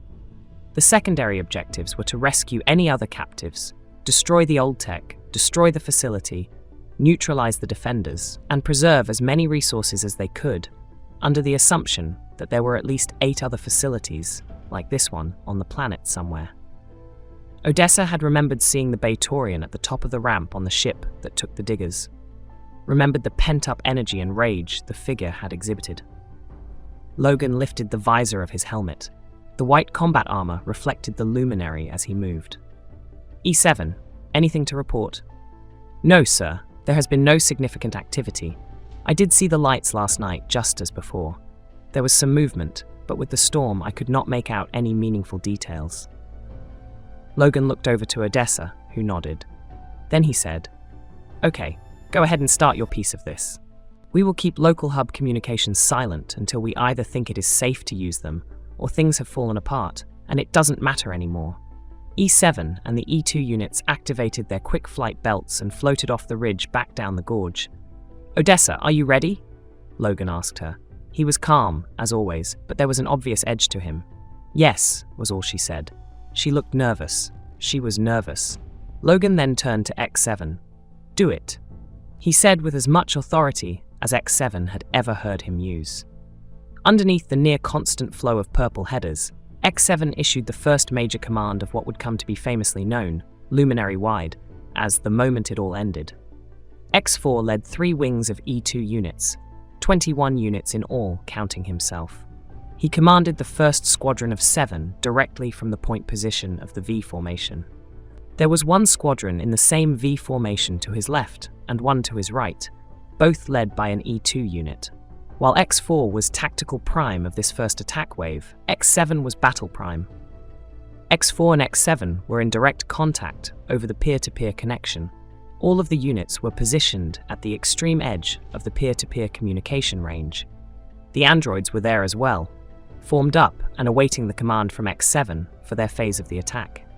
In addition to the 21 ethereal units, there were 117 normal androids and 234 combat androids, all freshly charged from the old ships. When X4 received the go communication from X7, he and his units accelerated quickly to just below the speed of sound. They flew to the site of the Thorick. When over the ship, they accelerated to just over the speed of sound, creating an audible bang. The air was cold, and the sound flashed out in a ring of disturbed air at the point of acceleration. The first part of the plan was to make the attack look like a desperate move to save the diggers by a few remaining ethereals. X7 rationalized that at some point in the past, some other clan members must have avoided capture or assassination and launched a rescue attempt. He argued that even if this had never happened, the facility, given its methods, must have protocols in place for this very thing. It would be the primary contingency, the obvious single vulnerability to the entire operations.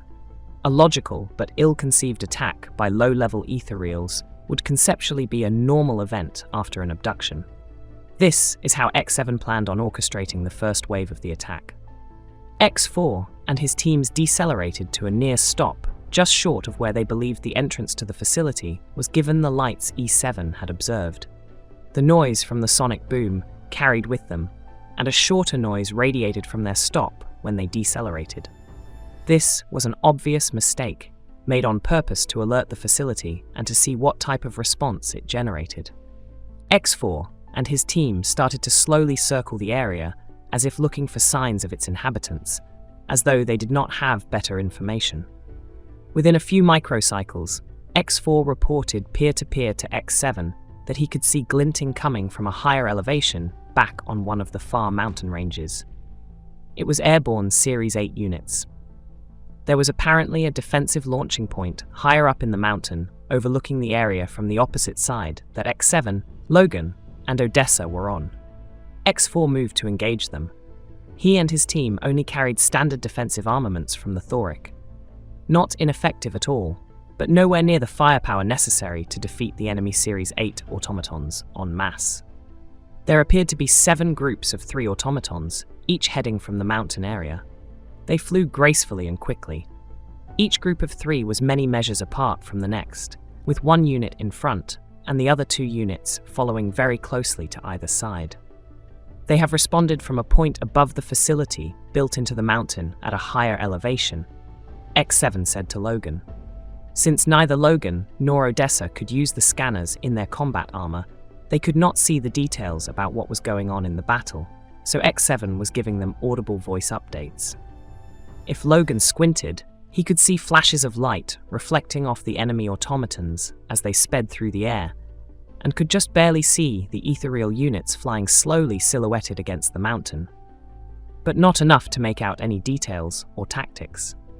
X7 kept the ethereals in the V formation, a good formation for following the leader in flight, but not a particularly good formation for combat engagement. He did not want to give away any level of sophistication until Phase 2 of the battle. It is interesting they responded with 21 automatons, the same number as X4 is attacking with, X7 noted in Audible. I am labeling their launch point as Opportunity 1. Giving a short name to an area of interest or battlefield target was helpful in staying organized and efficiently discussing battlefield events. The ethereals started to fire their heavy shooters when they were just out of range, changing direction in an uncoordinated manner to face the approaching enemy automatons head-on.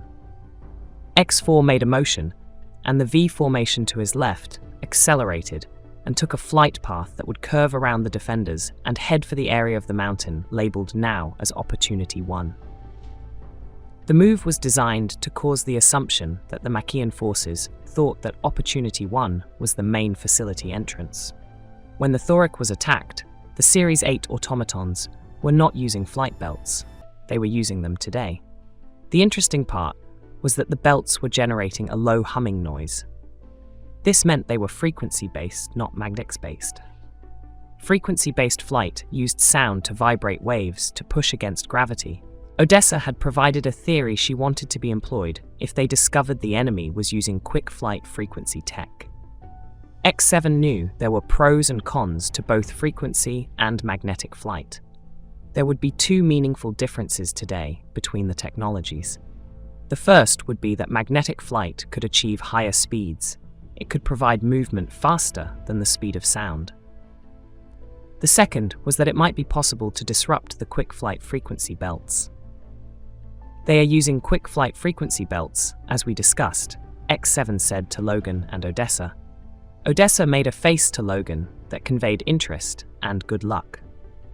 As soon as 3 of the enemy units broke away from their main group to match the path of the ethereals heading for the Opportunity 1 location, X4 reversed his course and began flying backward at a good clip, still firing the heavy shooters at an extended range, when it seemed an automaton might be targeted. This was the second feint, the appearance that they were trying to draw the enemy away from Opportunity 1. The hum from the enemy quick flight frequency belts grew louder as the automatons accelerated their flight, seeing the change in direction by X4 and sensing an opportunity to attack. When your assumption is that you are the superior force, seeing an enemy split their forces and have one element retreat leaves open the door for an aggressive strike. Once fully engaged by the Series 8 enemy automatons, X4 and his 2 squadrons turned and flew away, quickly appearing to be in full retreat. No longer firing at the pursuing enemy automatons, they headed for a specific spot near the summit of the mountain range they had flown over to get to the facility. The flight of Ethereals arching to the Opportunity 1 hangar had 9 enemy automatons in pursuit. The pursuers began firing their concussion ordnance. Even a miss from this type of weapon could knock an Ethereal unit sideways with a near hit. It could destroy them completely with a direct hit. The wide detonation area disrupted their apparent sprint for Opportunity 1. The ordnance exploding in the air nearby and sending out pressure waves from the detonations created an immediate danger. This was a suicide run.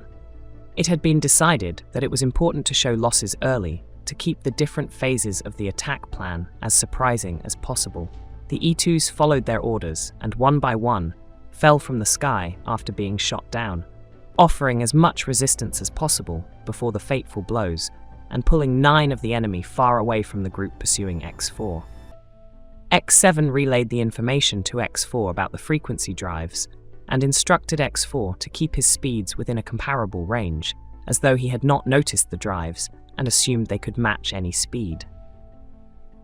The Series 8 enemy automatons who finished their downing of 7 Ethereals in the mountains were apparently landing to make sure that the downed units were no longer functional. The group that broke off and downed our E2 units have followed them to the ground, X7 said, inaudible to Logan. They are overconfident, Logan said to Odessa, who nodded. X4 timed it so that the 12 pursuing enemy automatons would be within their extreme maximum concussion ordnance range, just as X4 and his 2 flights transitioned over the summit of the mountain.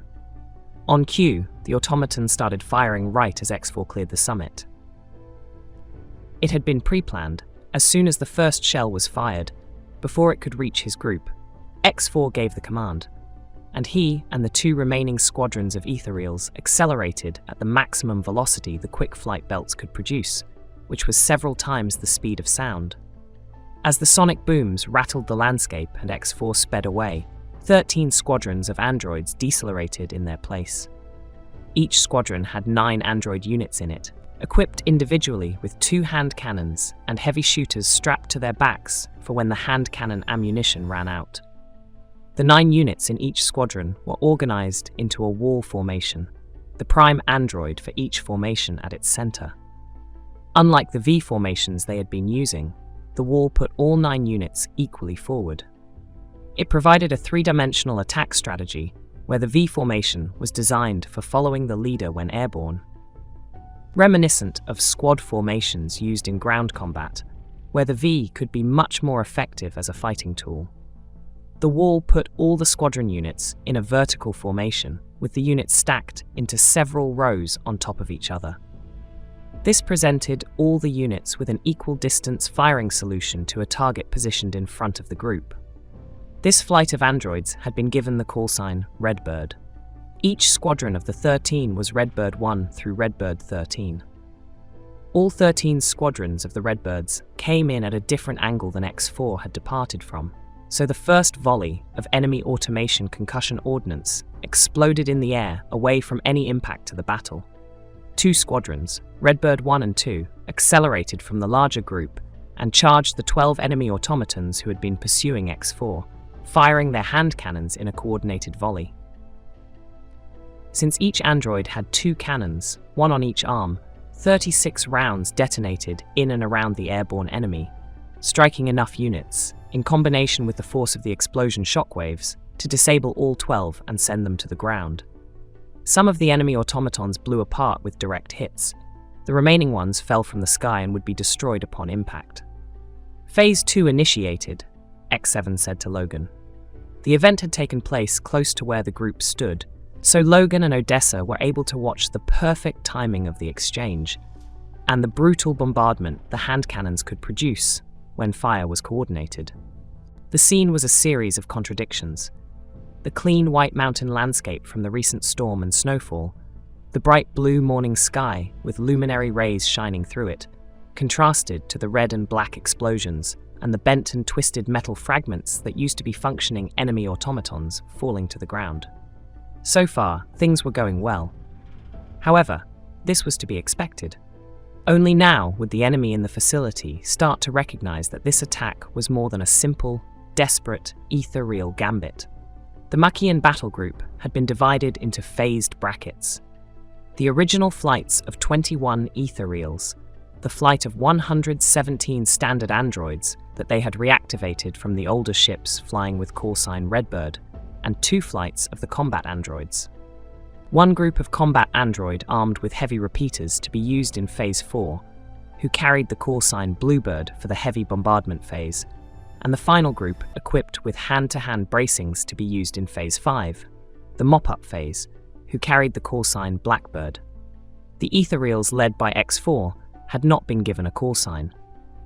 In the unlikely event that an early transmitting peer-to-peer communication was intercepted, they did not want any signs of military sophistication present, like a callsign.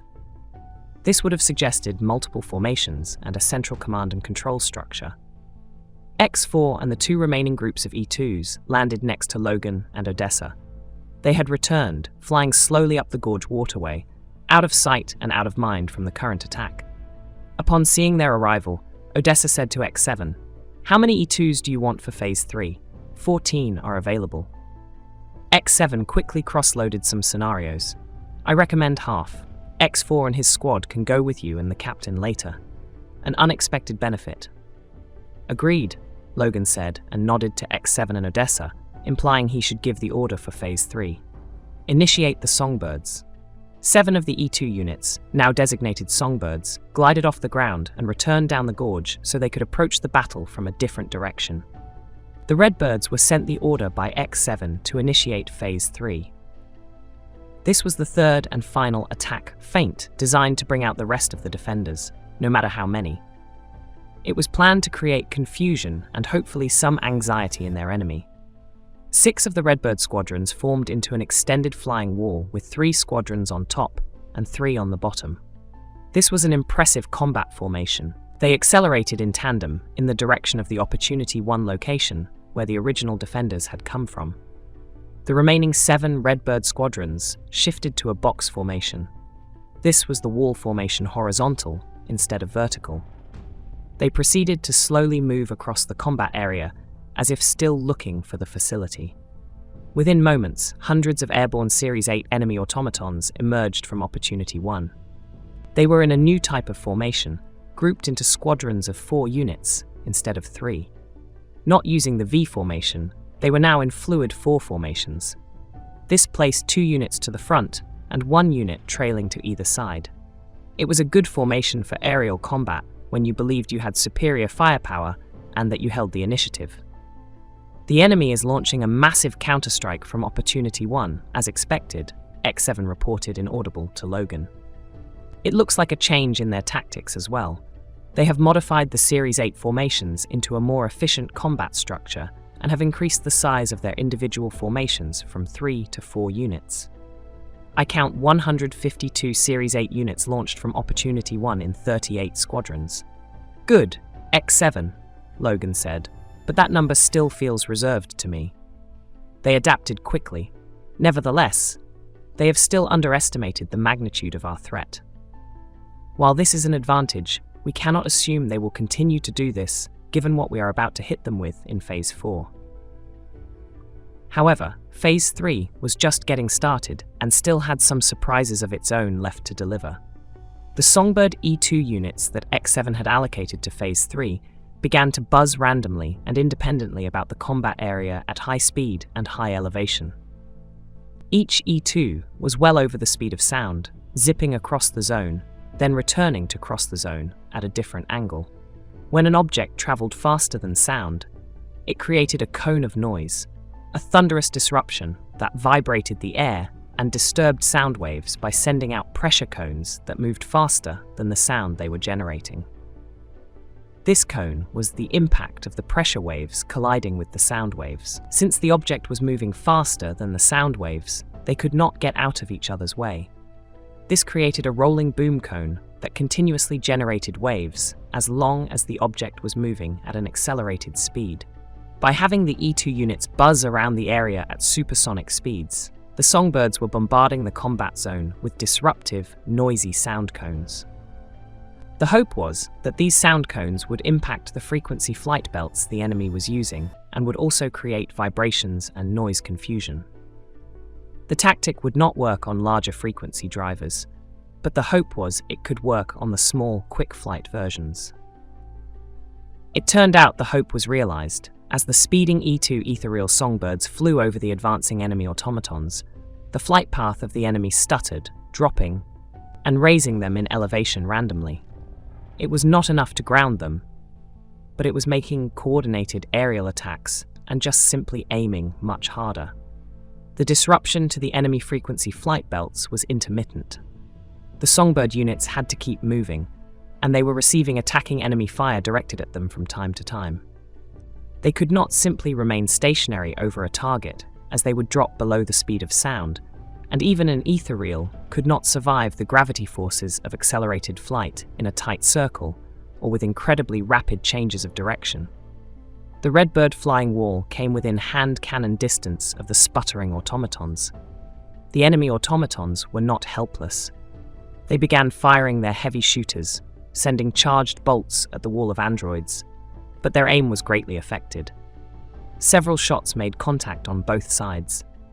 The redbirds gave the better of the volley.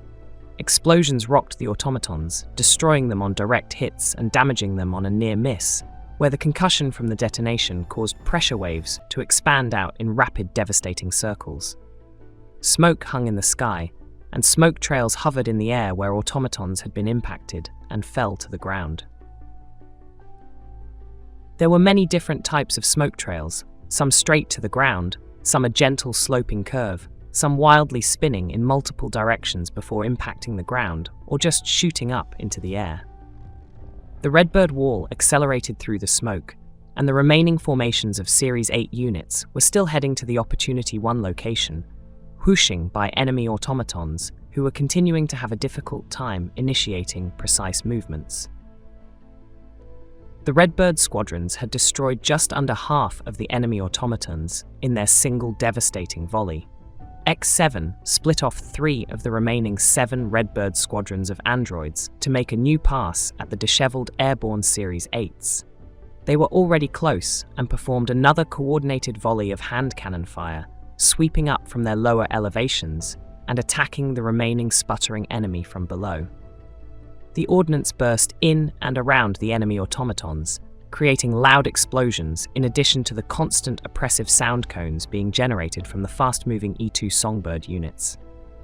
It was enough hand cannon fire to destroy the remaining 80 enemy units, which individually exploded and fell to the ground in a great show of devastation. All at once, several hundred new combatants rose quickly from the forest floor. These were not more automatons. They were Batorian shock troops in full combat loadout. Their armor glowed green with an energy shield, and they were using the same magnetic quick-flight technology that was in Logan and Odessa's combat armor. However, Batorian shock troop armor was much more advanced and heavier than what Logan and Odessa had access to. At the same time, the small combat ship that had attacked the Thorick emerged from a hangar on the mountain area on the right side of the combat zone, the mirror to the higher elevation. Opportunity 1 area the original Series 8 automatons had launched from. The ship had the name and registration on the side in common. It said Montis, even though it looked like an old-tech remnant otherwise. It was using frequency drives, but was not affected by the E2 songbird units, as the drive system of the Montis was too large and sophisticated.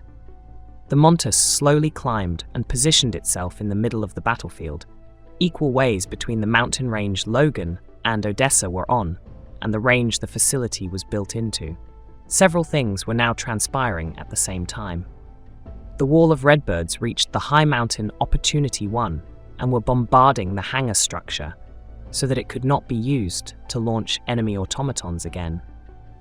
Given the power of the hand cannons, it was being obliterated.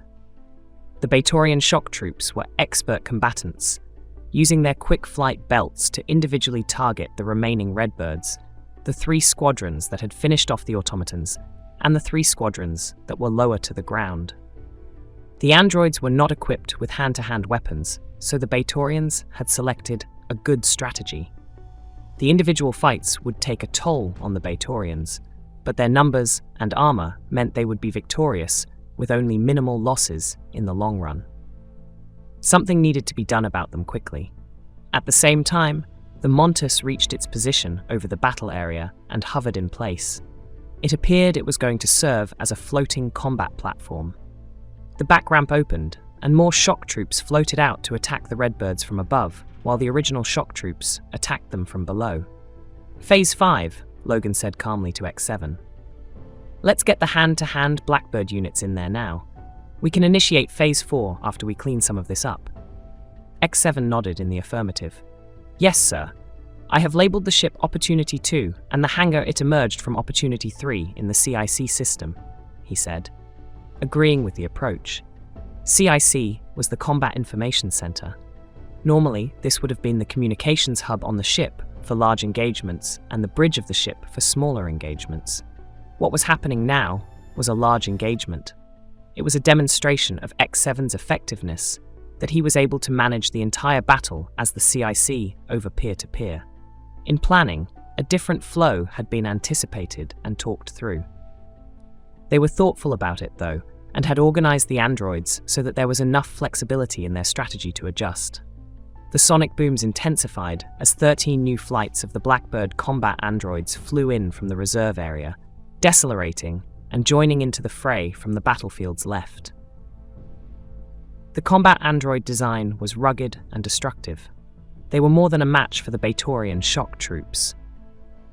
These were machines built for war, and they looked the part. The Redbirds currently fighting were tough, the combat models arriving now, as the Blackbirds were several orders of magnitude more durable and robust. It had been Odessa's idea to divide the 240 combat androids into 2 waves, one with hand-to-hand as primary, and one with devastating super-heavy weapons as primary. While the combat models could equip for both types of fighting, they also had a secondary configuration, and it took a few moments to switch between the 2. The flights of Blackbird combat androids broke formation at X7's orders and entered the melee individually, just as the Batorian shock troopers had, picking a target and accelerating into them with the sharp bracings trying to penetrate the armor. The sky was full of hundreds of individual contests, such as androids fighting troopers in hand-to-hand combat high in the air. The individual fights were a combination of grappling and short, speedy belt bursts designed to target an individual, jamming one of the bracing's points through their defenses to impale them. It was brutal chaos. Land the songbirds on the ship Opportunity 2. Let's start to give them a second front to worry about. See if the songbirds can capture the ship, Logan said to X7, who gave the order over peer-to-peer. They had not planned for the ship. Logan realized he should have. It was an obvious oversight. He knew of the ship, and upon escalating the conflict, it would be a natural decision to include it, given the offensive capability it had. Neither Odessa nor X7 had thought of it in planning either, not that their oversights made the mistake any less dangerous. Logan was angry with himself for not thinking about including a contingency for the ship. What do you think they are going to use the ship for? Odessa asked Logan while he was still in thought. After a moment, he answered, "Looks like an aerial platform at this point, although we know it has direct target missile capability, and it sent a couple tracking missiles at me when I was using the local hub." "So, missiles, and at least 2 kinds of targeting arrays," Logan returned.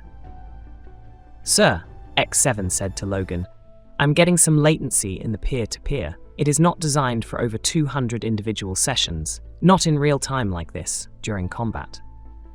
Send all the squadrons simple hunter-killer instructions until they can reduce the size of the engagement.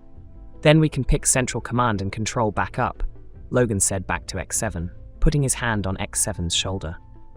X7 sent the command. After confirmation was received, X7 used this brief moment, since the battle had started, to cross-load anything of real complexity.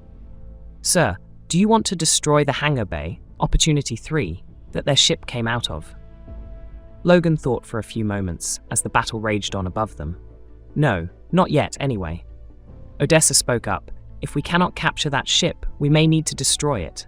That could block the ground-level facility entrance. That hangar may be our only way in if things don't go perfectly. The battle had devolved into a disorganized fray. While the enemy Batorian shock troops were a competent and sophisticated field presence able to best Etherals and standard androids, the outlawed combat androids of the Blackbird wings were more than their match. Logan knew his side would take heavy losses. He rationalized that the combat droids would defeat the Batorian shock troops, even though the Batorian shock troops currently had the numerical advantage. The Batorian strategy of hand-to-hand was well thought out. It demonstrated an enemy that had combat experiences and could adopt strategy in real time. It had forced the Redbird androids in the wall formations to momentarily pause. They had hand cannons and heavy shooters, which were not precise enough weapons to target the enemy shock troops from a distance. X7 made a recommendation to Logan. Sir, I suggest we repurpose the Redbirds to assisting the E2s in securing the enemy ship. They are otherwise unengaged. It was a good idea. As Logan started to approve it, a huge noise suddenly filled the valley. The Montis fired a massive barrage of missiles at the 13 formations of Redbird androids, who offered an easy target. The missiles did not have far to go, and there was no time to react. The volley was also excessive, several times the ordnance that would have been necessary to destroy all of the 100 remaining Redbird units. This was not part of the plan. The Redbirds were no longer a distraction. Smoke, rocks, and fire exploded from the mountainside. It filled the air and obscured the view. There was suddenly a loud ground rumble that started almost immediately after the missile impact. It sounded like a huge landslide, further obfuscating the mountainside that had already been bombarded and decimated. That's not good, Odessa said, looking upset. Logan turned away from the massive blasts. X7, we still have the Bluebirds, the remaining combat androids we were going to use for Phase 4. They are still in reserve. Order half of them to switch to hand and have them land on that ship and get control of it. The E2 units are struggling up there. X7 nodded, and within moments, 6 wings of Bluebirds, half the remaining reserve of combat androids, sped in from the right side of the battlefield, closest to the Montis ship Opportunity 2. This was the side of the rising luminary, so they came in with the luminary at their back. The original plan was to surge the Bluebirds in the middle of the battle to create an overwhelming volley of destruction. The Montis had taken the initiative, and that was exactly what they had just done, hammering the Redbirds out of existence. Logan, Odessa, and X7 had predicted the flow of battle, but lost the initiative. A counterstrike was still possible with the remaining units, but the enemy strategy of going hand-to-hand instead of formation to formation had disrupted the current strategy. Things could swing back, and the original strategy might still hold as a final charge, but with only half of the number of units of Bluebirds, given the new objective of taking control of Opportunity 2. The Montis had closed its rear doors before the volley of missiles were fired. The 60 Bluebird combat droids flashed in with the sound of the sonic booms, landing on the top of the craft and starting to pull away its top armor to breach the interior. This was a brutal show of force by the attackers. Combat androids were perfect for this very tactic. The Montis hung in the air. Shock troops were deployed from the inside of the ship, exiting from the bottom and flying around to attack the Bluebird combat androids who were on the top. After a few moments, the Montis began firing dozens of missiles into the large aerial brawl. They were scorching the battlefield, destroying both the combat androids and their shock troops in equal measure. The missile fire rained down on the whole combat area quickly. It looked like the Montis had fired near everything it had. The volley was astoundingly violent, with missiles and rockets exploding in the air, on contact with a combatant, and further hitting the ground and blowing up dirt and rocks from the forest floor. "I think they just fired everything they have. They are scorching the field, destroying their own troops along with ours," Odessa said in an excited voice, more panic than optimism. This was not expected.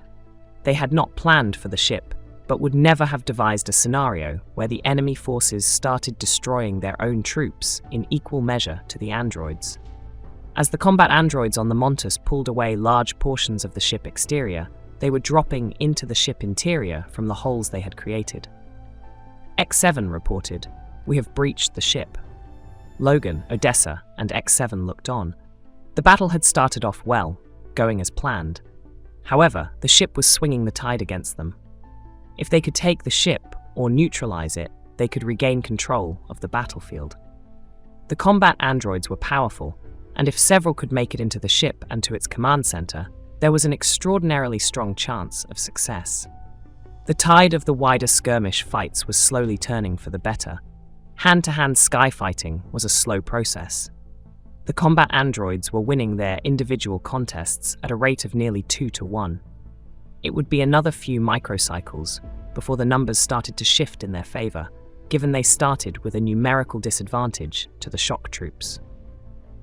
X7 suddenly frantically started yelling audibly as he rushed over to Logan and Odessa and yanked down on their helmet visors. "The combat droids are reporting." Before he could finish the statement, the Montis exploded.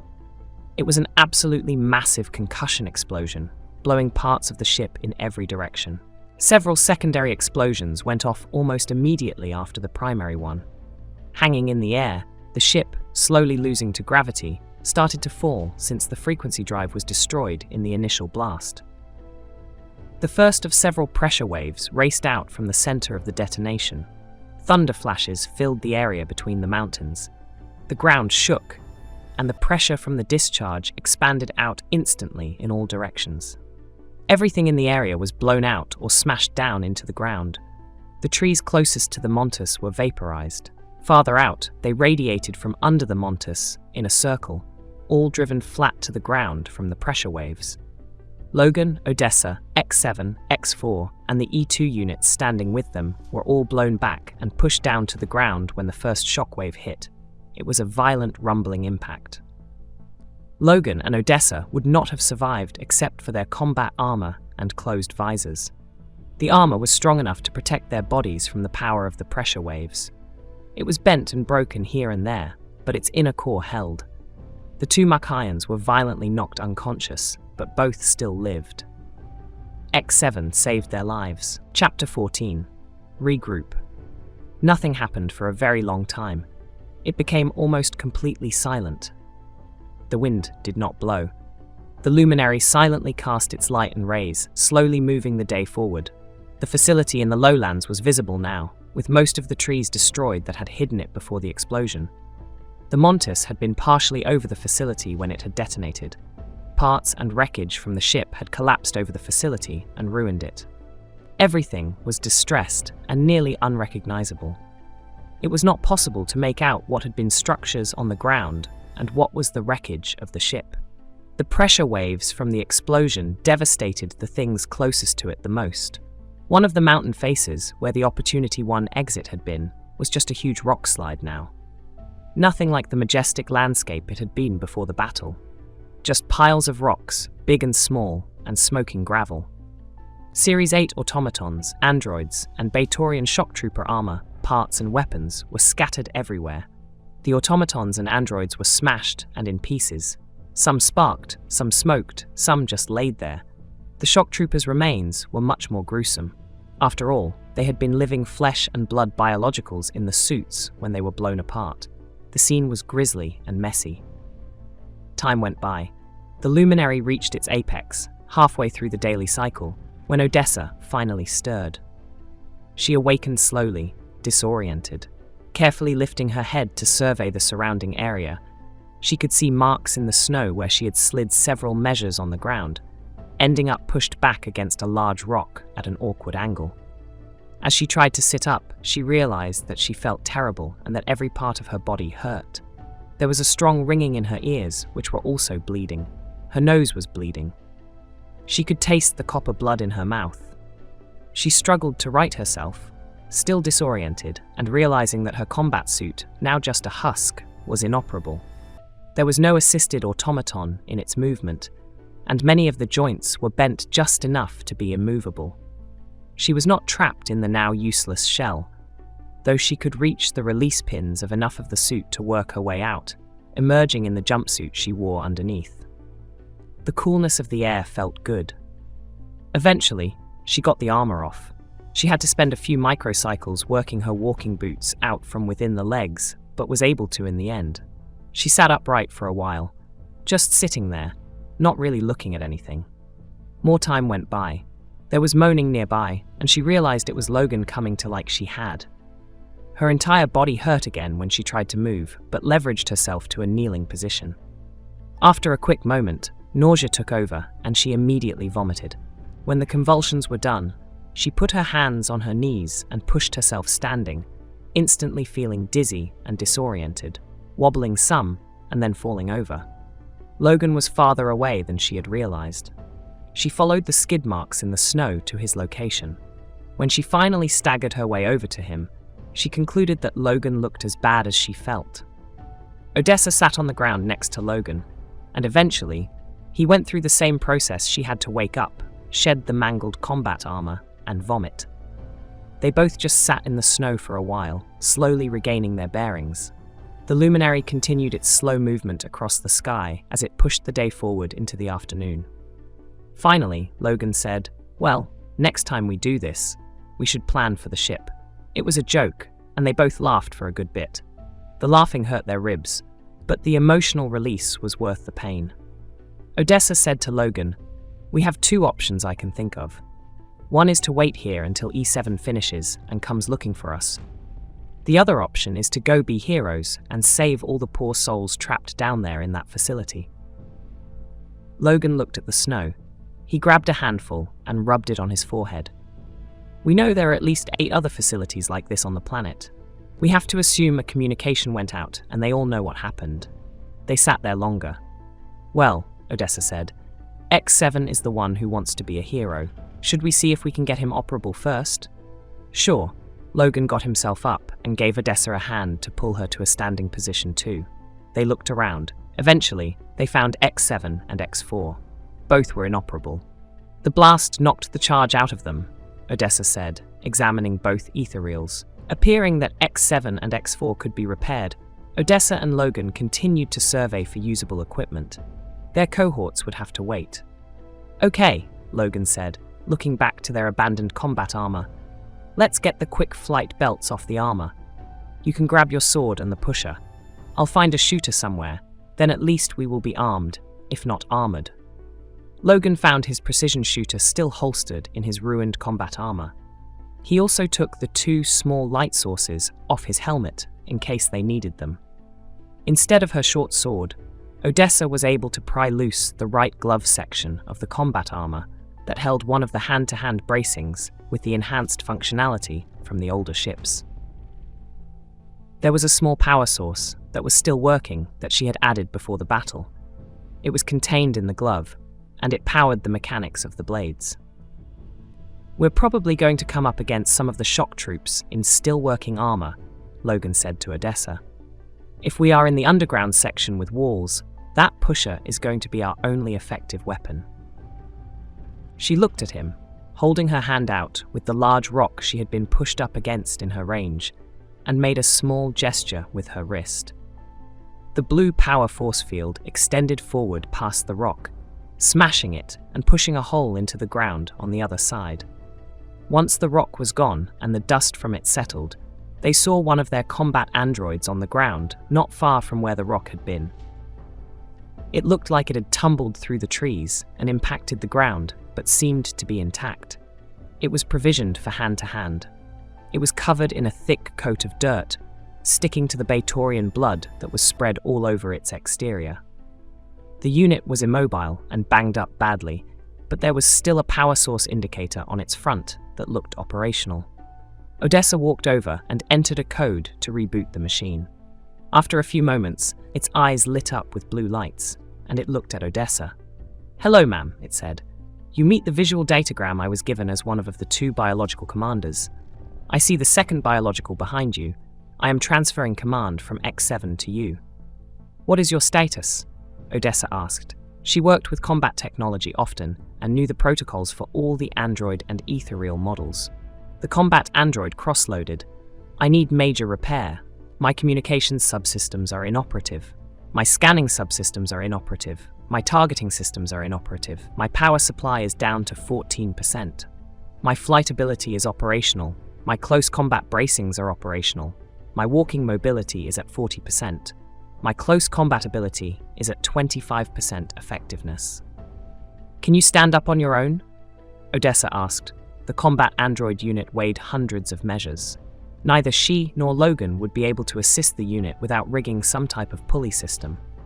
The combat android pushed itself to a half-standing position, then stood up the rest of the way.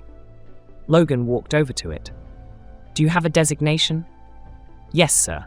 Most recently, I was Blackbird 99. The unit was taller by a head and shoulder than Logan when standing up. "Okay, please also respond to B99. That is the designation we will use to address you," Logan said formally to the android. "Of course, sir," B99 returned.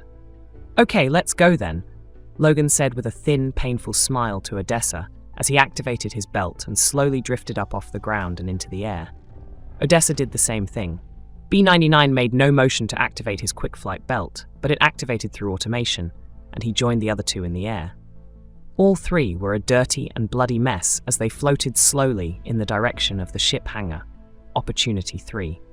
What remnants of the battle that could be seen below were not a welcome sight. Logan, Odessa, and B99 worked their way through the rocks and dirt that had collapsed over the hangar entrance. The entrance itself was not destroyed like the facility below or the other mountainside, but it had felt its share of the giant explosion, nonetheless. B99's walking speed was sufficient, and Logan nor Odessa needn't wait on him for anything. 40%, it seemed, covered normal walking with no problems. The story the old couple had told them suggested that most of the old tech was in the center of the underground part of the facility, making the center of the facility their ultimate destination. The lights in the hangar were flickering, and there was a layer of smoke that hung in the air. Everything smelled acrid and burned. There was only room in the hangar for a single ship, so the hangar was empty now, with its sole occupant destroyed. The edges of the hangar were filled with hypermodern ship repair and maintenance equipment.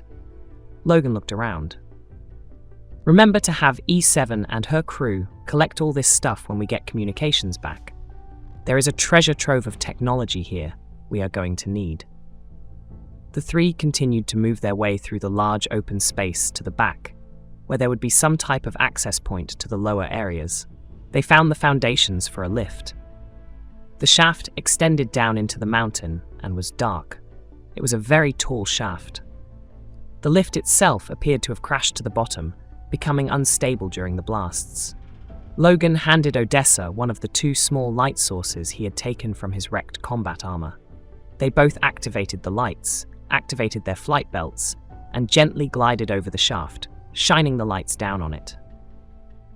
B99 drifted over the opening with them, and then began a slow descent into the darkness. He activated two lights on his armor. Since his scanners were offline, he needed light to see just like the two biologicals. The shaft went down a very long way. There were no other exits except for the one at the bottom. The lift had crashed into the ground and blown the bottom door off. Logan and Odessa began following B99, letting him go first, but staying within moderate proximity to him all the way. The descent was easy, and exiting the shaft at the bottom presented no problems. The lights flickered in the long tunnel they exited into. They moved along slowly, B99 in the lead, Odessa behind him with her hand pusher at the ready. Logan, in the rear, had his small precision shooter drawn. It would be effective against an unarmored biological, but that was the extent of its usefulness.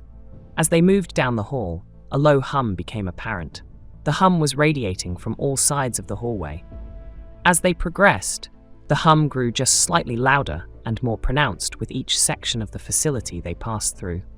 They did not see any other people or ethereals. The facility clearly was used and populated. There were signs of inhabitants everywhere, but no one was around now. Odessa remained on alert for adversaries. Logan also remained on alert, just a few steps behind her, with his shooter drawn. As they turned a corner, they could see a light source extremely far away down the hallway. The hum had grown louder. It seemed the hum and the light source were emanating from the same place. About halfway down the hall, they could start to hear yelling and screaming. It was audible over the hum. When the screams grew louder, the hum became more prominent. Under normal circumstances, they would have started to run, but no one was in any condition to run, so they continued at their walking pace. They were all hyper-aware, looking for any disturbance or indication of opposition. As they approached the entryway with the light, the screaming and sounds of terror had increased to a palpable noise, and the hum had become a throbbing, loud, grating sound. The other side of the entryway was a horror show. More than 1,000 Machians were crammed into the room with the old tech dice. There were Phovians patrolling the area, keeping the Machians in check. On the raised area stood a massive Praetorian warrior. Odessa had a quick flash of recognition. This was the same person she had seen at the top of the ramp on the montis during the initial abduction. The huge warrior was in the process of pulling a lifeless Machian from the dice and throwing it into a pile of bodies nearby. They were not dead, just lifeless. The old tech machine had been used to separate them from their life spirits, from their souls. The warrior walked down into the group of Machians. The half-dozen Phovians kept their shooters aimed at the crowd should any move. A tall man was grabbed and carried up to the dais. He was not even trying to fight back. A cable with an odd organic clamp on the end was attached to his chest, biting down upon touch. The crowd of Machians began to stir and holler. The big warrior attached a similar cable to his chest and made a motion to the Phovians. They started to shoot into the crowd, killing several Machians. They shot from one side, then the other, getting the group moving and running into each other. The level of fear in the room went sky high. Everyone could feel it and smell it. At the height of the panic, the large warrior inserted a yellow power crystal into a panel within reach of the dais he was on. The hum became excruciatingly loud, and after a moment, the essence of the tall man left his body and entered the huge warrior. The warrior shivered in ecstasy as the spark in the tall man's eyes faded away, and he went limp. He was still breathing, but nothing more, just slumped over. This process was apparently repeating itself over and over. Odessa made a sign to Logan that he take the right-hand side of the room and that she and B-99 would take the left. Without a sound, they leaped into the air. There were 2 Phovians on the right-hand side and 4 on the left, standing on the wide walkways over the lower pit area. The group of Machians were being corralled in. The large Praetorian warrior was named Gax. He was the alpha prime of the entire facility. Gax saw the 3 figures in the air and smiled to himself. He quickly went and grabbed another Machian from the pit, a small female. Gax carried her with one hand, gripping her arm at the shoulder. She was screaming and kicking. Logan saw Gax and accelerated, skimming over the 2 Phovians on his side of the pit and heading to the raised area to stop the loss of another Machian life. Odessa and B-99 engaged the 4 enemies on their side of the huge underground area. The Phovians were not warriors, but Odessa and B-99's diminished state took its toll. Their fight was extended as they worked to subdue or eliminate the 4 Phovians, who had now been fully engaged. The 2 Phovians on the right-hand side that Logan had skipped over started firing into the crowd to work up the fear. The Phovians seemed more afraid of not doing their job than trying to neutralize Logan. However, instead of fear, the Machians started to cheer Logan's advance. The pit contained possibly all of the captives, rounded up here when the battle had turned. There would be some from Logan and Odessa's clan who recognized them. Odessa, upon seeing Logan and hearing the cheers, yelled, "No! Logan, wait!" Gax heard the plea and laughed out loud, watching the advance towards him. He shivered in joy, partially from the life transfer and partially from the anticipation of the kill. Odessa and B-99 jumped into the air, moving towards Gax quickly. They were a few measures behind Logan. Everything was happening in slow motion. Logan fired his precision shooter and hit Gax, but nothing was happening. The heavy armor was absorbing the rounds as they came in. As Logan cleared the edge of the platform, Gax inserted the yellow crystal into the control panel. The hum of the old tech machine was loud, but not as loud as before, because there was not as much fear in the room. However, apparently, a side effect of turning the machine on was it wreaked havoc with the magnetic flight belts. This explained the heavy reliance on frequency drives. Logan came crashing down onto the platform near Gax. Odessa and B-99 crashed down into the crowd of Machians in the lower pit area. The small Machian on the dice went lifeless, but her spirit did not transfer over to Gax as before. Gax walked over to Logan, who was still on the ground. His earlier injuries, combined with the unexpected fall, showed his injuries were more detrimental than he realized. Gax picked Logan up the same way he had the earlier victim. He held him up in the air in front of the crowd of Machians. Odessa and B-99 were up and pushing their way to the stairs that led out of the pit and up to the raised platform. His voice was deep and primitive, speaking loudly. "This is what you cheer!" It was a mocking question of sorts. Looking at Logan, he shook him like a child's doll, still holding him up in the air with his extended arm. With his other arm, Gax extended a blade from his combat armor and quickly thrust it into Logan's back so that the blade protruded from the front of his chest. Odessa screamed rage and accelerated as fast as she could, aiming her extended blade from the armor glove low. She knew she would be no match for a fully armored Batorian warrior, but quick thinking and speed could give her one chance at something unexpected. As Gax held Logan up in the air, laughing as blood spewed from Logan, Odessa came in low, aiming with everything she had at the armor knee joint on Gax's right side. He saw her intent too late, given her speed. She impacted the leg joint squarely with the sharpest part of the bracing. The blade penetrated the armor at exactly the right spot. It cut across and into the leg muscle. Given her speed, the force from the impact drove the blade across the leg and separated the lower leg from the upper leg. Blood spurted out of the bottom of the combat suit for a moment. Then the automation of the armor sealed the wound. Gax dropped Logan and let out his own scream, clutching at the point of impact with both his hands. Amazingly, he did not fall over.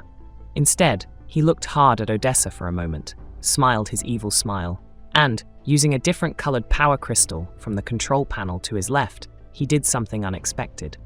Instantly, a blue portal formed around him, and with a flash, the portal and Gax were gone.